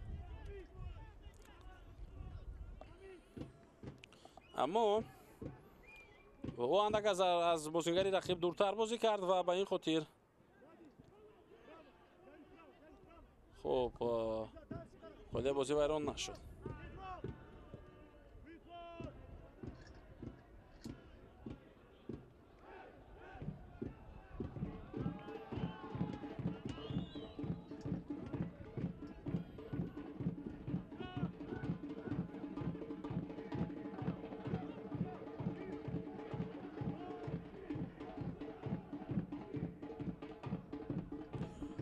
бозингарони Улбук аз маркази майдон онҳо ба ҳуҷум рафтан мехоҳанд. дар ҳамин вазъият паси Хиёмиддиновро дидем ба маркази майдон. акнун аз канори рост метавонист ин ҳамла идома биёбад, аммо Сафаралӣ Каримов, ҳамон бозингаре ки дар нимаи аввал ӯро мо ба ҳайси як плеймейкер таърифу тавсиф кардем, инҷо тӯбро дар оддитарин лаҳза дар назди пои худ нигаҳ дошта натавонист. Бойкузиев, Сафаров, пас ба марказ дар иҷрои Саидов буд. ҳуҷуми дастаи Саравшан аз канори чап идома хоҳад ёфт. партов ба дохили ҷаримагоҳ, фурсат барои задани зарба метавонад бошад дар ҳамин ҳолат, аммо Бердиев мавқеъро дуруст ишғол кардан натавонист, интихоб кардан натавонист ва фурсати задани зарбаро ҳам пайдо накард.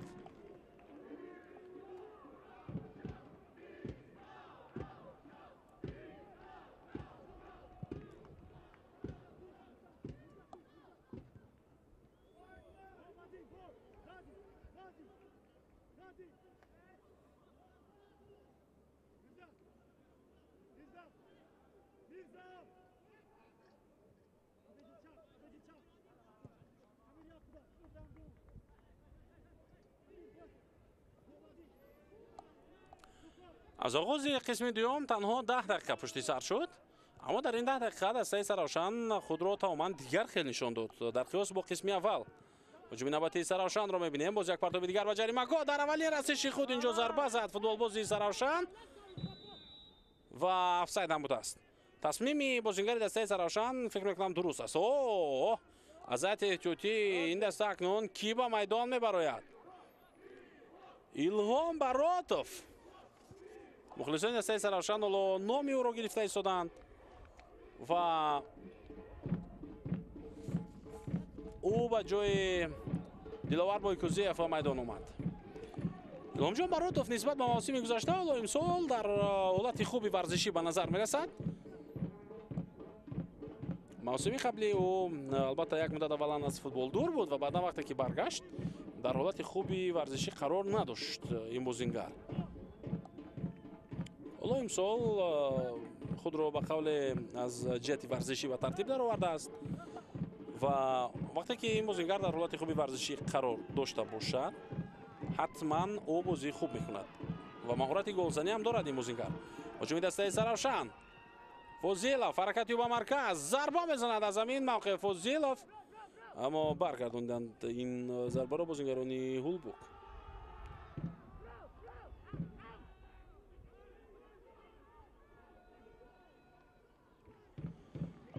аз пӯи бозингари Саравшан тӯб аз майдон берун гардид ва аут ба фоидаи дастаи Ҳулбук аст. Илҳом Баротов то ҳол ба тӯб нарасидааст ва мо бозии ӯро надидем дар рақобати имрӯза, аммо ин бозингар ҳоло идома дода истодааст тавсия доданро ба ҳамдастаҳои худ.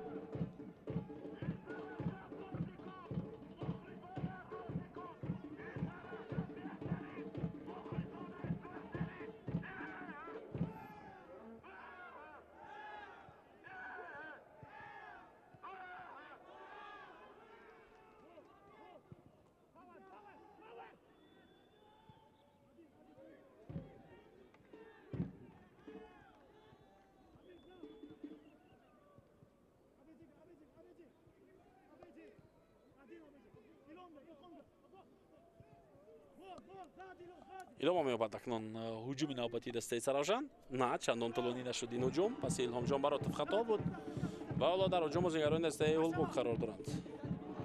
Исмоилов ҳаракати ӯ ба марказ, пас ба ақиб, фурсат барои задани зарба пайдо кард дар ҳамин лаҳза. Салимов бозингари шумораи 18 ва зарбаи ӯро мо аз масофаи дур дидем.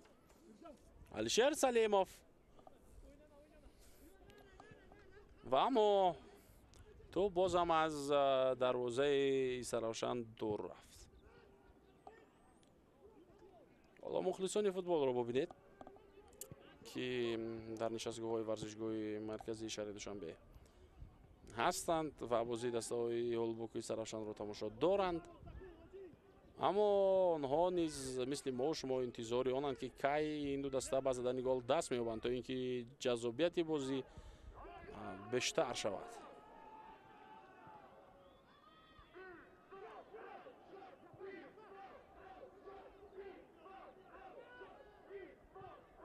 партоб ба хати ҷаримагоҳ.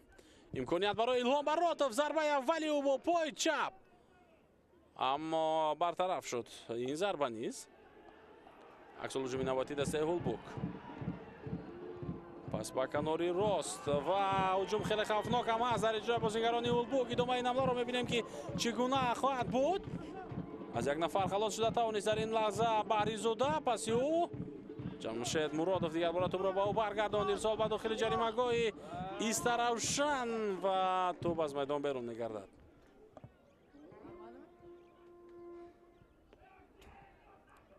Мирзо Маҳмудов хеле хаста ба назар мерасад.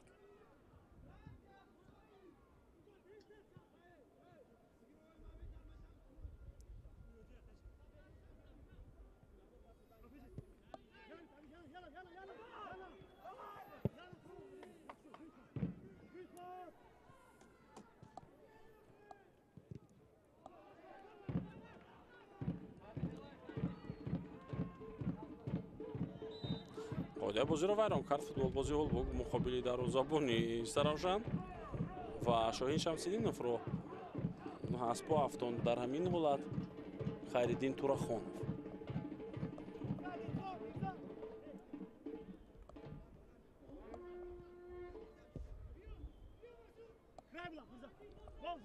камтар аз ним соати дигар то поёни вақти асосии бозии дастаҳои Олбук ва Изаравшан боқӣ мемонад.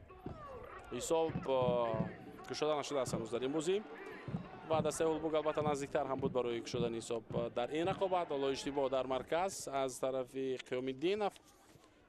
акнун ҳуҷуми навбатии дастаи Изаравшанро мебинем ки идома дорад. дуар иҷоза медиҳад ки ҳамла идома биёбад. фурсат ҳаст барои идома бахшидани ҳуҷум аз ин мавқеъ. бозам партов ба марказ, зарба бозор. бозам Илҳом Бародов буд ки зарба зад, аммо Проспер дарвозабони Олбук тӯбро гирифт. саҳнаи такрорро мебинем.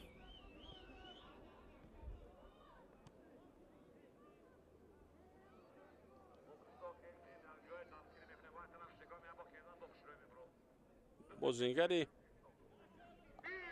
дастаи Заравшан кӯшиши худро анҷом дод то охир, то ин ки бо сар зарбаи хуб бизанад, аммо муваффақ нашуда. ва акнун Илҳом Бародов дастбанди каптаниро ҳам гирифт дар ин ҳолат аз дасти Фарҳод Амидӣ.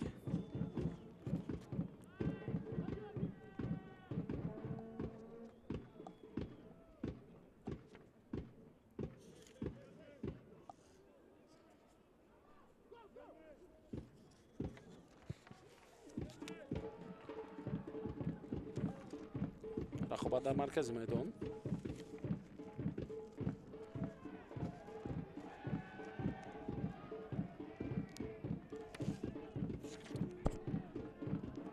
топ дар ихтиёри бозингарони Изаравшан боқӣ монд.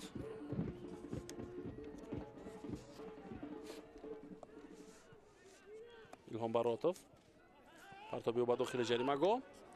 шумо ҳам инро пай бурдед. фикр мекунам ки баъди ба бозӣ омадани Илҳом Бародов бозии дастаи Заравшан дар ҳуҷум тағйир ёфт. онҳо то омадани Илҳом Бародов агар тӯбро дар ихтиёри худ медоштанд ҳам дар назди ҷаримагоҳи Олбук наметавонистанд тӯбро зиёд нигаҳ бидоранд. вале ҳоло бубинед ки чӣ гуна пайҳам ба ҳуҷум мегузаранд бозингарони Заравшан.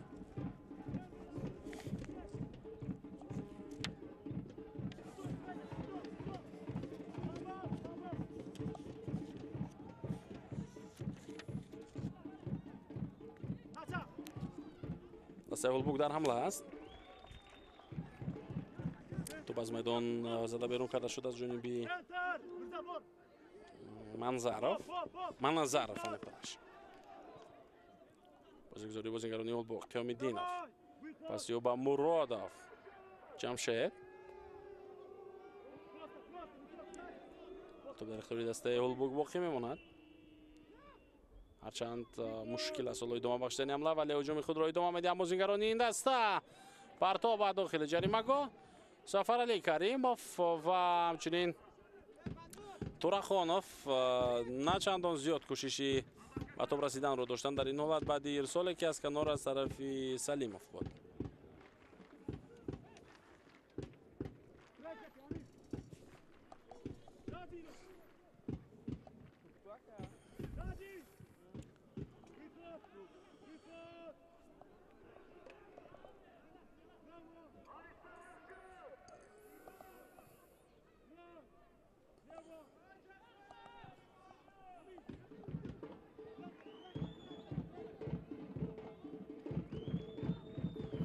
аут ба фоидаи дастаи Олбук. Шамсиддинов дарвозабони Заравшан ҳоло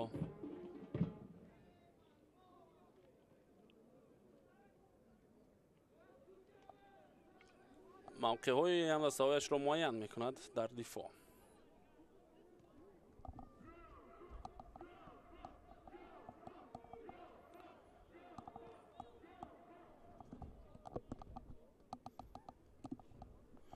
خب بازیگر دیگری دسته سراوشان ҳоло سیب گرفتааст.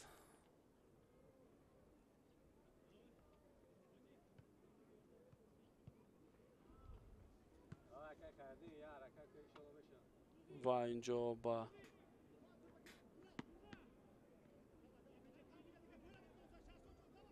кӯмаки духтурон ниёз дорад.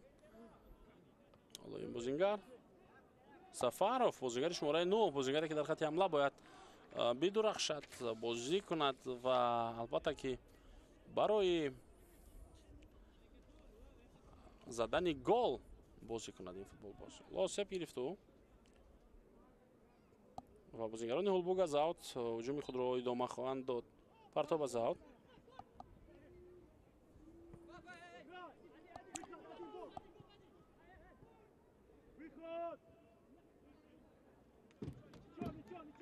бозам аут ба фоидаи дастаи Ҳолбуг аст.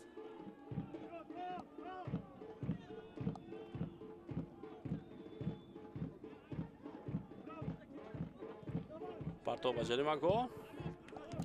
ҷаримагоҳ иста равшан буд, аммо ин вазъиятро бартараф карда тавонист Мирзоҳид Мирзомаҳмудов. маъзамон дифогаре ки хеле хаста ба назар мерасид.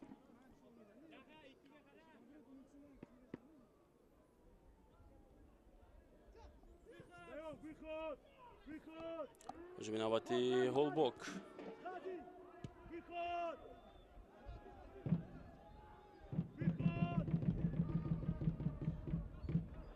توپ از میدان بیرون شد. پاسی انجام داده سفرعلی کریموف چندان هم پاسی خوب نبود جانبی کاپیتانی دستا علیشا خدوی قولوف. خود بازی ویران نگردید در مرکز بر مقابل سفرов. این بازیگر علاقه به میدان برگشته است. بازیگزاری نوبتی فوتبالبازان هولبوک. ادامه هجوم این دسته از کناری راست خواهد بود. партоб ба дохили ҷаримагоҳ. туп дар майдон метавонист боқӣ бимонад дар ихтиёри бозигарони Ҳолбуг, аммо дифогари Саравшан ба туп расид ва тупро зада аз майдон берун кард. ин дифогар не балки ҳамлагар аст. Султонбек Фозилов. зарбаи кунҷии бозигарони Ҳолбуг. партоб ба дохили ҷаримагоҳ. ба акнун дарвозабони Саравшан бояд дубора тупро ба бозӣ дарорад.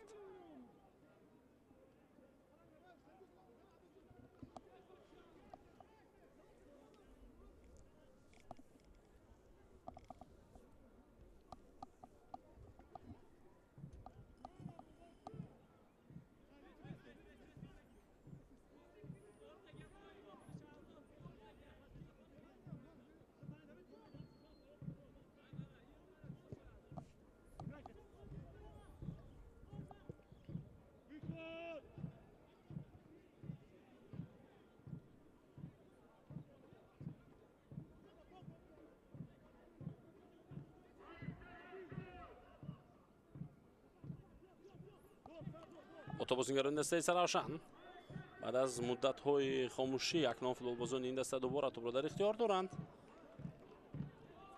ва кӯшиш карданд ки ба ҳуҷум бираванд, аммо муваффақ нагардиданд. ҳоло ҳамлаи навбатии дастаи Ҳолбукро мебинем. Исмоилов партоби ӯ ба дохили ҷаримагоҳ.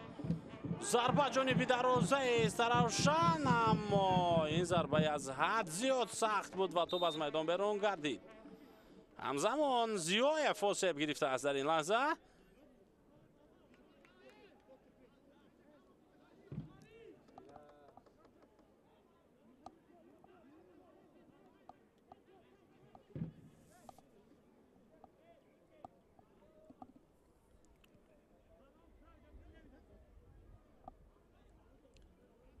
و زیایف نیز اینجا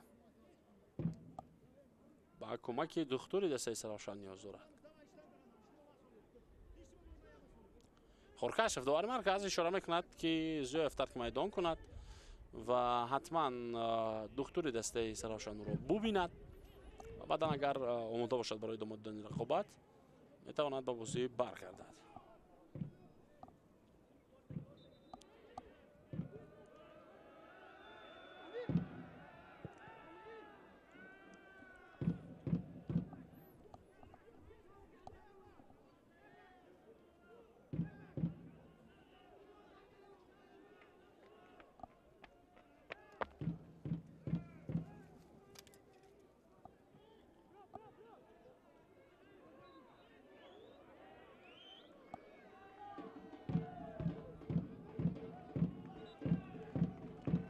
بازیگر دسته هولبوک این دفعه اسب افتاده شد. خلاصه 20 دقیقه دیگر تا انجام بازی دسته هولبوک و سراشان باقی میماند و در این رقابت حالا دسته ها با زدن گل تا این دم دست نمییابند.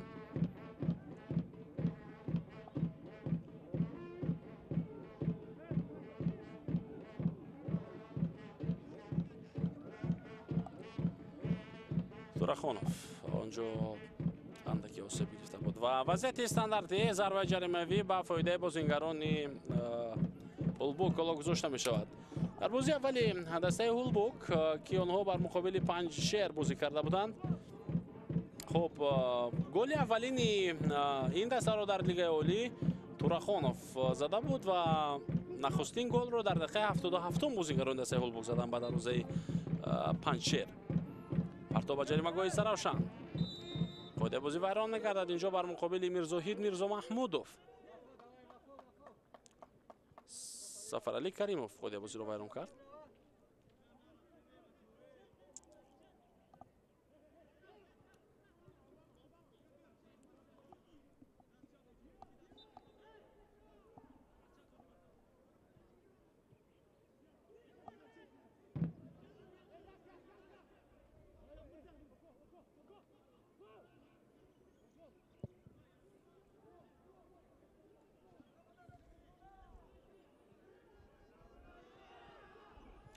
حمله نوبتی دسته استراشان، امکانیت ضربه و توپ در دست دروازه‌بان.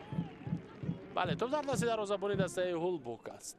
پروسپر گبکو توانست توپ را بگیرد. ضربه اجرا کرده سرداربک سعیدوف با پای چپ نه چندان ضربه سخت بود و بعدی پسی سهراب بردیف البته او امکانی ضربه زنی رو پیدا کرد.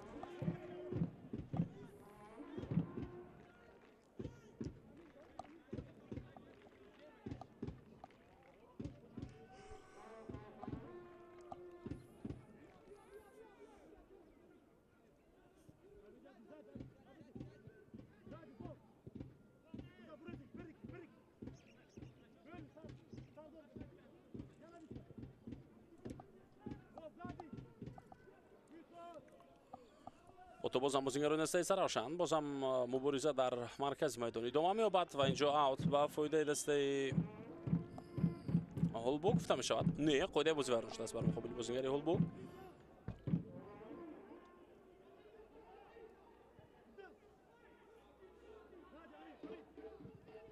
پرتاب به خط جریمه‌گاه، امکانیت برای فوتبال بازونی هولبوک به میان میآید. بله، توپ را آنها در اختیار خود در جریمه‌گاه سراشان نگه داشتند. پس باقی و اکنون اوت با فایده دسته استراشان.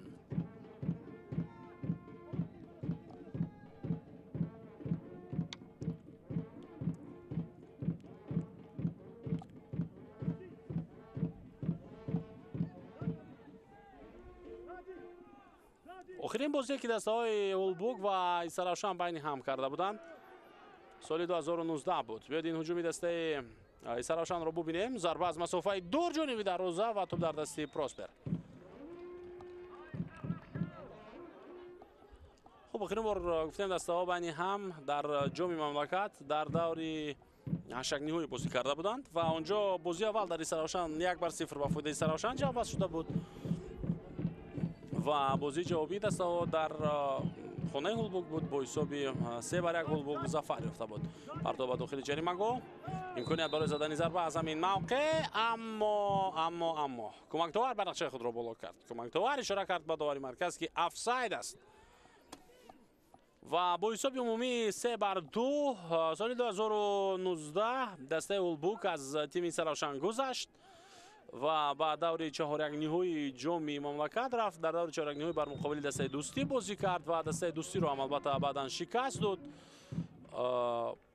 و دور نیم نهایی جام رفت دسته هولبوک و در دور نیم نهایی باشد از دسته استقلال در دو بازی با حساب 6-1 مغلوب گردید هولبوک و از رفتن به فینال محروم شد. هجوم نوبتی دسته سرافشان، ضربه جانبی دروازه هولبوک و خیلی هم ضربه سخت و خوفناک بود اما گبکو پروسپر برگردان ضربه اجرا کرده بردیف رو و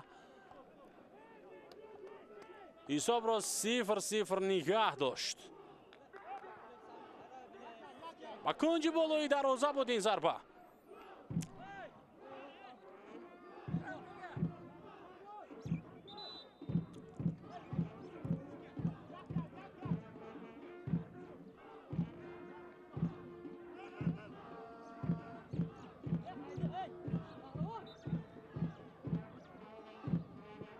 پرتاب به داخل جریمه گاه.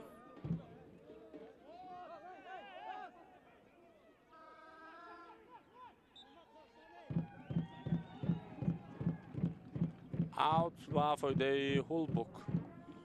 حالا اشاره می شود.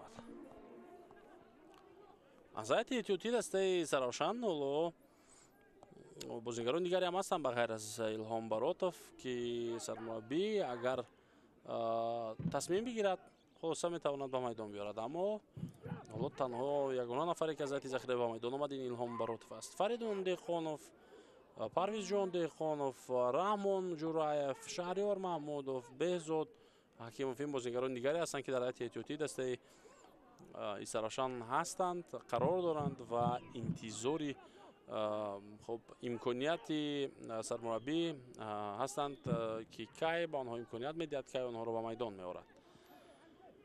دوباره توپ را بازیگران دسته هولبوک میگیرند و هجوم نوبتی این دسته را میبینیم. میرزا محمودوف برگردان توپ را با این نوبتی جمشید مرادوف پاسی سفر علی کریموف دیگر بار به خودی و پس به خط جریمه گاه امکانیت برای بازیگران هولبوک. آخرین دفاعگری دسته استراشان فرهاد امیدی بود در همان حالت که توپ را زده از میدان بیرون کرد.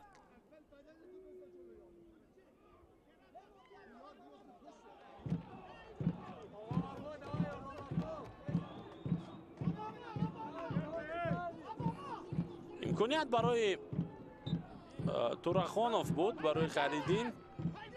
ضربه نوبتی جانبی دروازه سرافشان و شمس‌الدینوف توپ را گرفت. این بازیگر حالا میتوانست در همان حالتی که قریب 1-1 به دروازه وان آمده بود با زدن این گل دست یابد و عموما این گل برای او الکی سیومین گل در لیگ اولی میشد.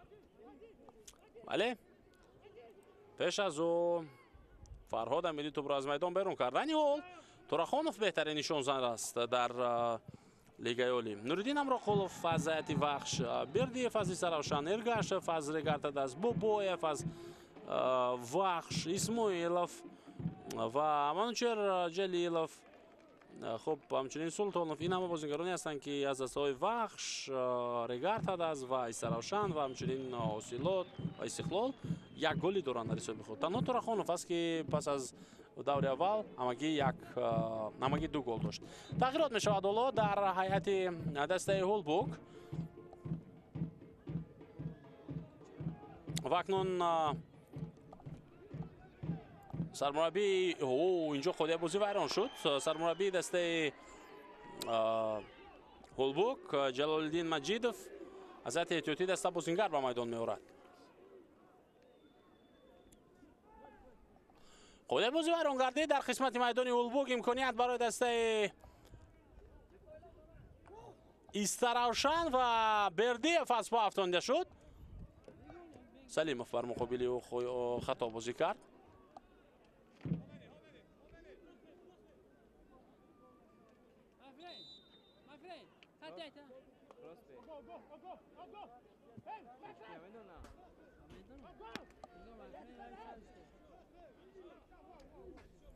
ایلهام براتوف، بردیف و باز کی در نزد توپ قرار میگیرند.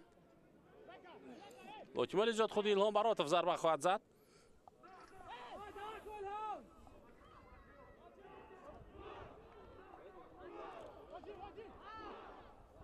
براتوف آمادگی او صدا شکی داور. براتوف ضربه جانبی دروازه هولبوک و توپ در دست دروازه بود. بکو پراسپر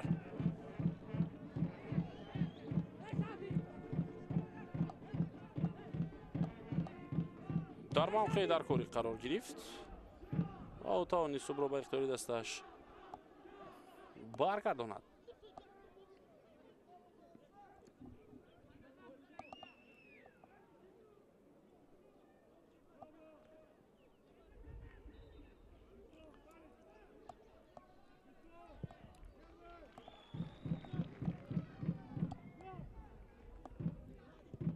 دقیقه 81 بازی ادامه دارد. حساب 0-0. دسته سرافشان با سرعت بلند بازم به حمله میرود. ایلهام براتов با توپ. اینجا توپ را از دست داد براتov.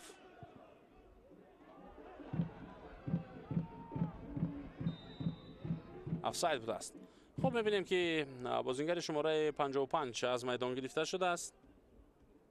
پهلوان بهریزاده و با جای بازیگر شماره 19 زرخالشو اکرامов وارد رقابت گردیده است.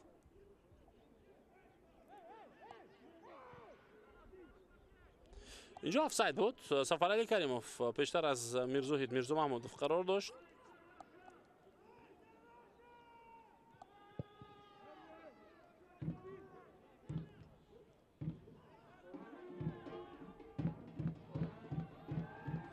هجوم نوبتی دسته اولبوک ادامه می‌یابد. هرچند آنجا خود بازی ویران شده بود ولی توپ در اختیار بازیگران اولبوک باقی ماند. کریموف پاس به کنار. شماره بازیگران میزبان زیادتر می‌شود در جریمه‌گاه ایستراوشن و دروازه‌بان شهزاد شمس‌الدینov توپ را گرفت. ایلهام براتov مبارزه او با دوکاس اوت به فایده ایستراوشن.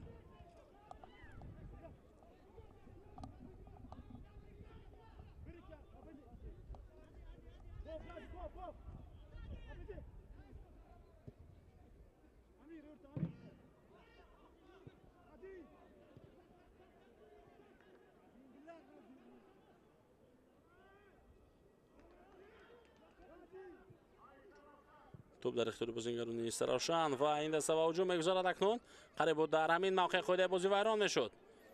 پس با مرکز بله و ارسال نوبتی با داخل جریمه‌گاه اما چقدر اینجا ضعیف بود پسی انجام داده جهانگیر سفرов. اولبوک در عکس حمله است. سفرعلی کریموف از نفر اول گذشت و نفر دوم رو نمیتواند فریب داده. به هر حال توپ رو در اختیار دستش نگه داشت. اوت با فایده اولبوک.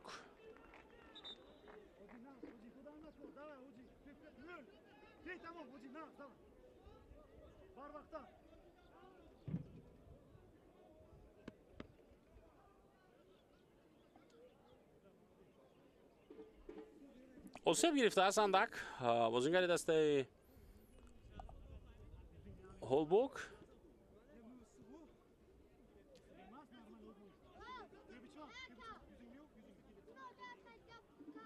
سفرعلی کریموف حالا او تلاش کرده ایستاده است که با پا برخیزد.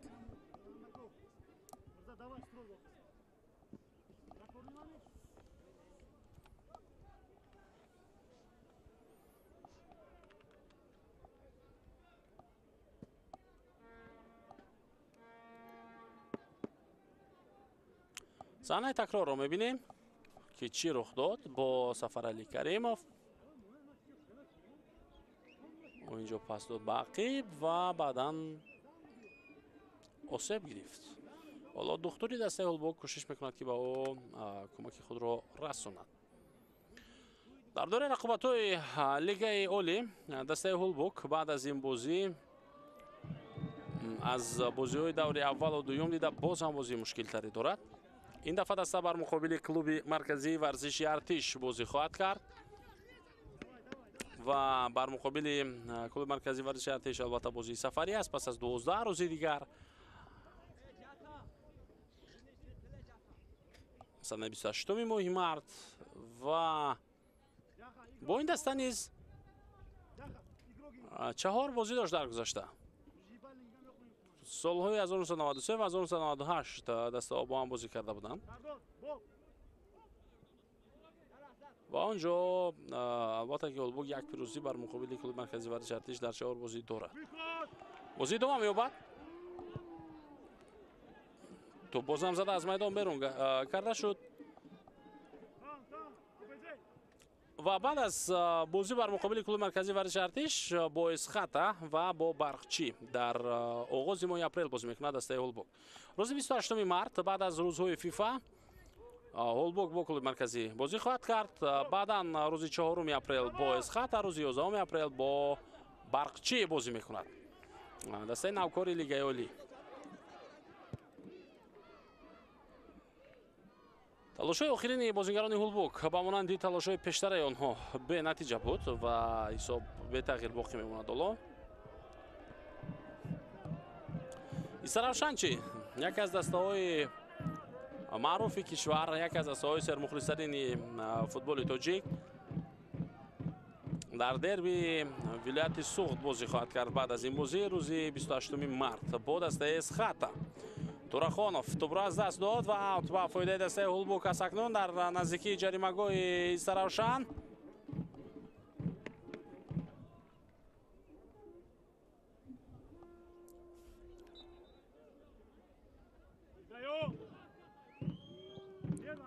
ирсол ба дохили ҷаримагоҳ, мавқеъ барои задани зарба ҳаст, ҳарчанд масофа дур ҳам ки бошад. аммо на, бозигарони дастаи Ҳулбук ба таври бозигузорӣ хостанд ҳуҷуми худро идома диҳанд. Бозам аут, бозам имконият барои идома бахшидани ҳамла.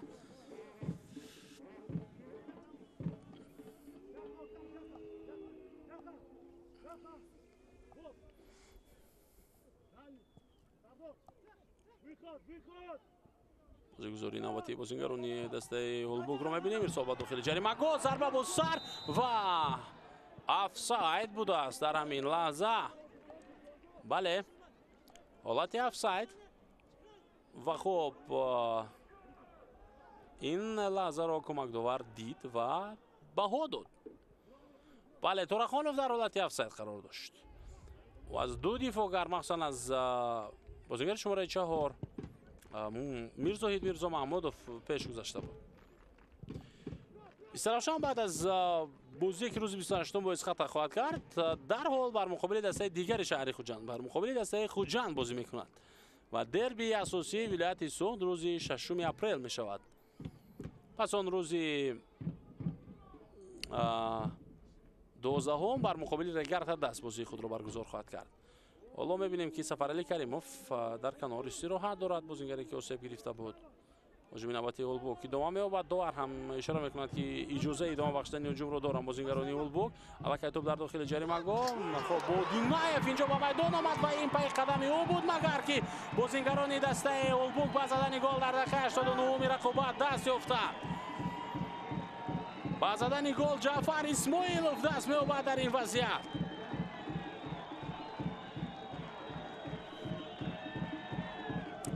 дақиқаи гол ба рақами дар пушти ӯ буда баробар аст. дақиқаи 88 гол аз ҷониби бозингар таҳти рақами 88. Ҳулбук бо ҳисоби 1-0 ба пеш мебарояд. офсайд набуд. тӯбро гирифтим бозингар ба ҷаримагоҳ наздик шуд. аз ҳамин ҷо зарба зад. Шаҳзод Шамсиддинов дарвозабони Исаравшан андак мавқеи худро нодуруст ишғол карда буд. албатта интизор набуд ки аз он ҷо рост ҷониби дарвозааш зарба зада мешавад, вале дар футбол ҳар чизро интизор шудан дар кор аст ва барои ҳама ҳолат омода будан дар кор аст, махсусан барои дарвозабон. ва чеҳраи бозигарони дастаи Ҳулбук баъди голе ки ҳамдастаи онҳо зад инҷо барои мо нишон дода мешавад ки онҳо акнун табассум ҳам дар чеҳраҳояшон пайдо шуд.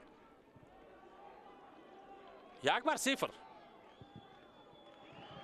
Ҳулбук ба пеш мебарояд ва имкони рафтан ба ҳуҷум бозам барои ин даста ҳаст. хуб, гуфтем аз ҳайати эҳтиётӣ ба ҷои Сафаралӣ Каримов ба майдон Мақсуд Одинаев омад. ҳарчанд худи ӯ дар задани ин гол чандон нақши калон надошт, вале пайи қадами ӯ хуб инҷо дидем ки чӣ гуна будааст ва голи аввали дастаи Ҳулбук дар ин бозӣ зада мешавад. ҳамагӣ чанд сонияи дигар то поёни вақти асосии бозии дастаҳои Ҳулбук ва Исаравшан боқӣ мондааст.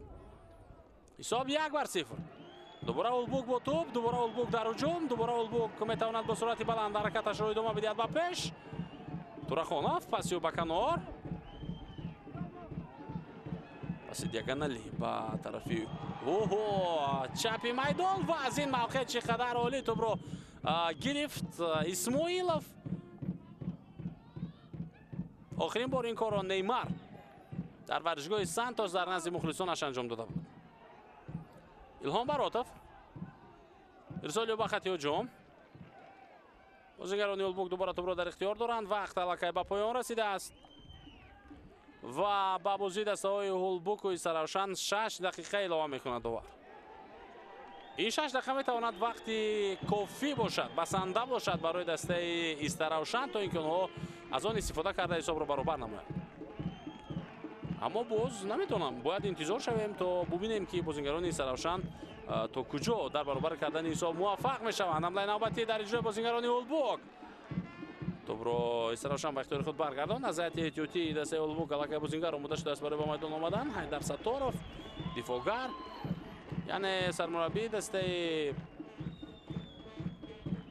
اولبوک خط دفاع رو پرقوت کردنی است. پرویزیون دهخانوف باشد، حالا در دسته استراوشن به میدان میآید. خب تحت رقم 18 بازیگر از بازی گرفته شد سلیموف و به جای او اینجا اکنون حیدر ستارов به میدان میآید تحت رقم 4.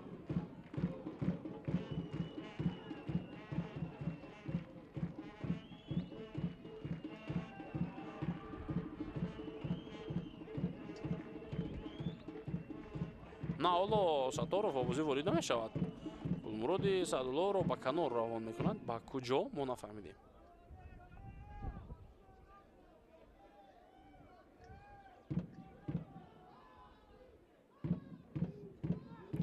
بازیگر شماره 17 سعیدов از میدان گرفته شد.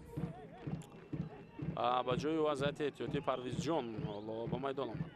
سرداربек سعیدов ترک میدان کرد. پرویز جان و دهخانوف در میدان است. پرتاب به جریمه‌گاه. بازیگران استراوشن در هجوم میتوانند فعال باشند و میتوانند البته برای برابر کردن حساب بازی کنند تا لحظه های آخر.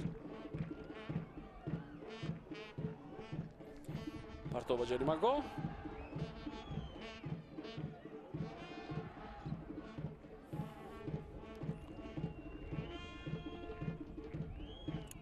اکنون دسته اولبوک پورا در دفاع می نشیند. امکانیت برای زدن حتی گل میتوانست باشد، اما فوتبال بازی استراوشن از پا افتید و بر مقابل او خود بازی ویران نشد.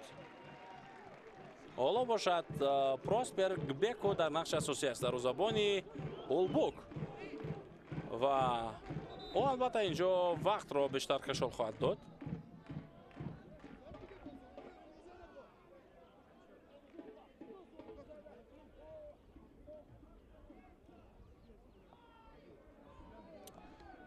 بازیگری دسته اولبوک هم زمان آسیب گرفته است. بیاید ببینیم که در کدام وضع، در کدام موقع، در کجا.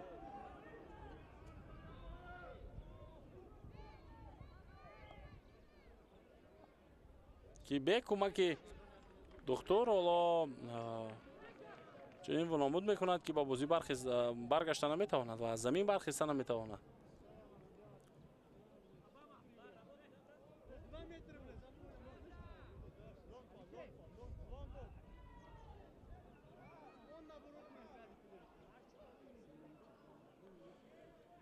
تغییرات ها اکنون انجام داده می شود. بختیار چوریف تحت رقم 27 حالا و ستارov تحت رقم 4 آمودن برای به بازی آمدن. از میدان گرفته می شود رقم 18 سلیموف.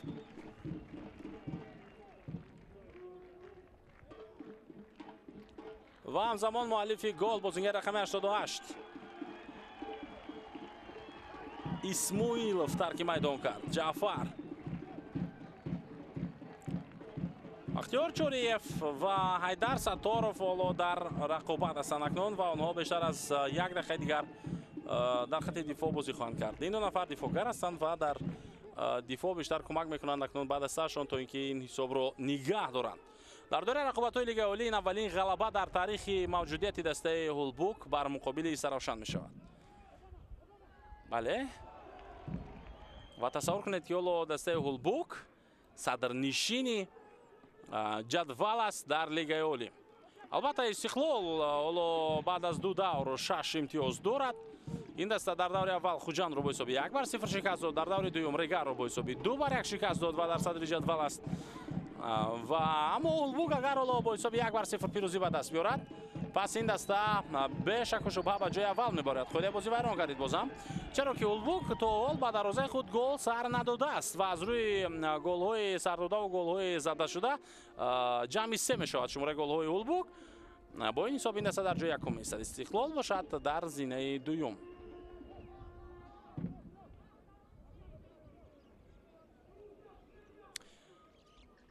вақт қариб аст ки ба поён бирасад. Улбук ҳоло баъд аз ҳайрон кардани дастаи Панчер Исаравшанро ҳайрон мекунад. Гела Шакиладзе дар экранҳои мо шумо қарор доранд. Сармураббии мунтахаби мамлакат. ҳуҷуми навбати Улбукро мебинем боз ҳам. Аут ба фоидаи дастаи Улбук. дастаи навкор дар бозии аввал ғалаба кард, дар бозии дуюм ғалаба карда истодааст.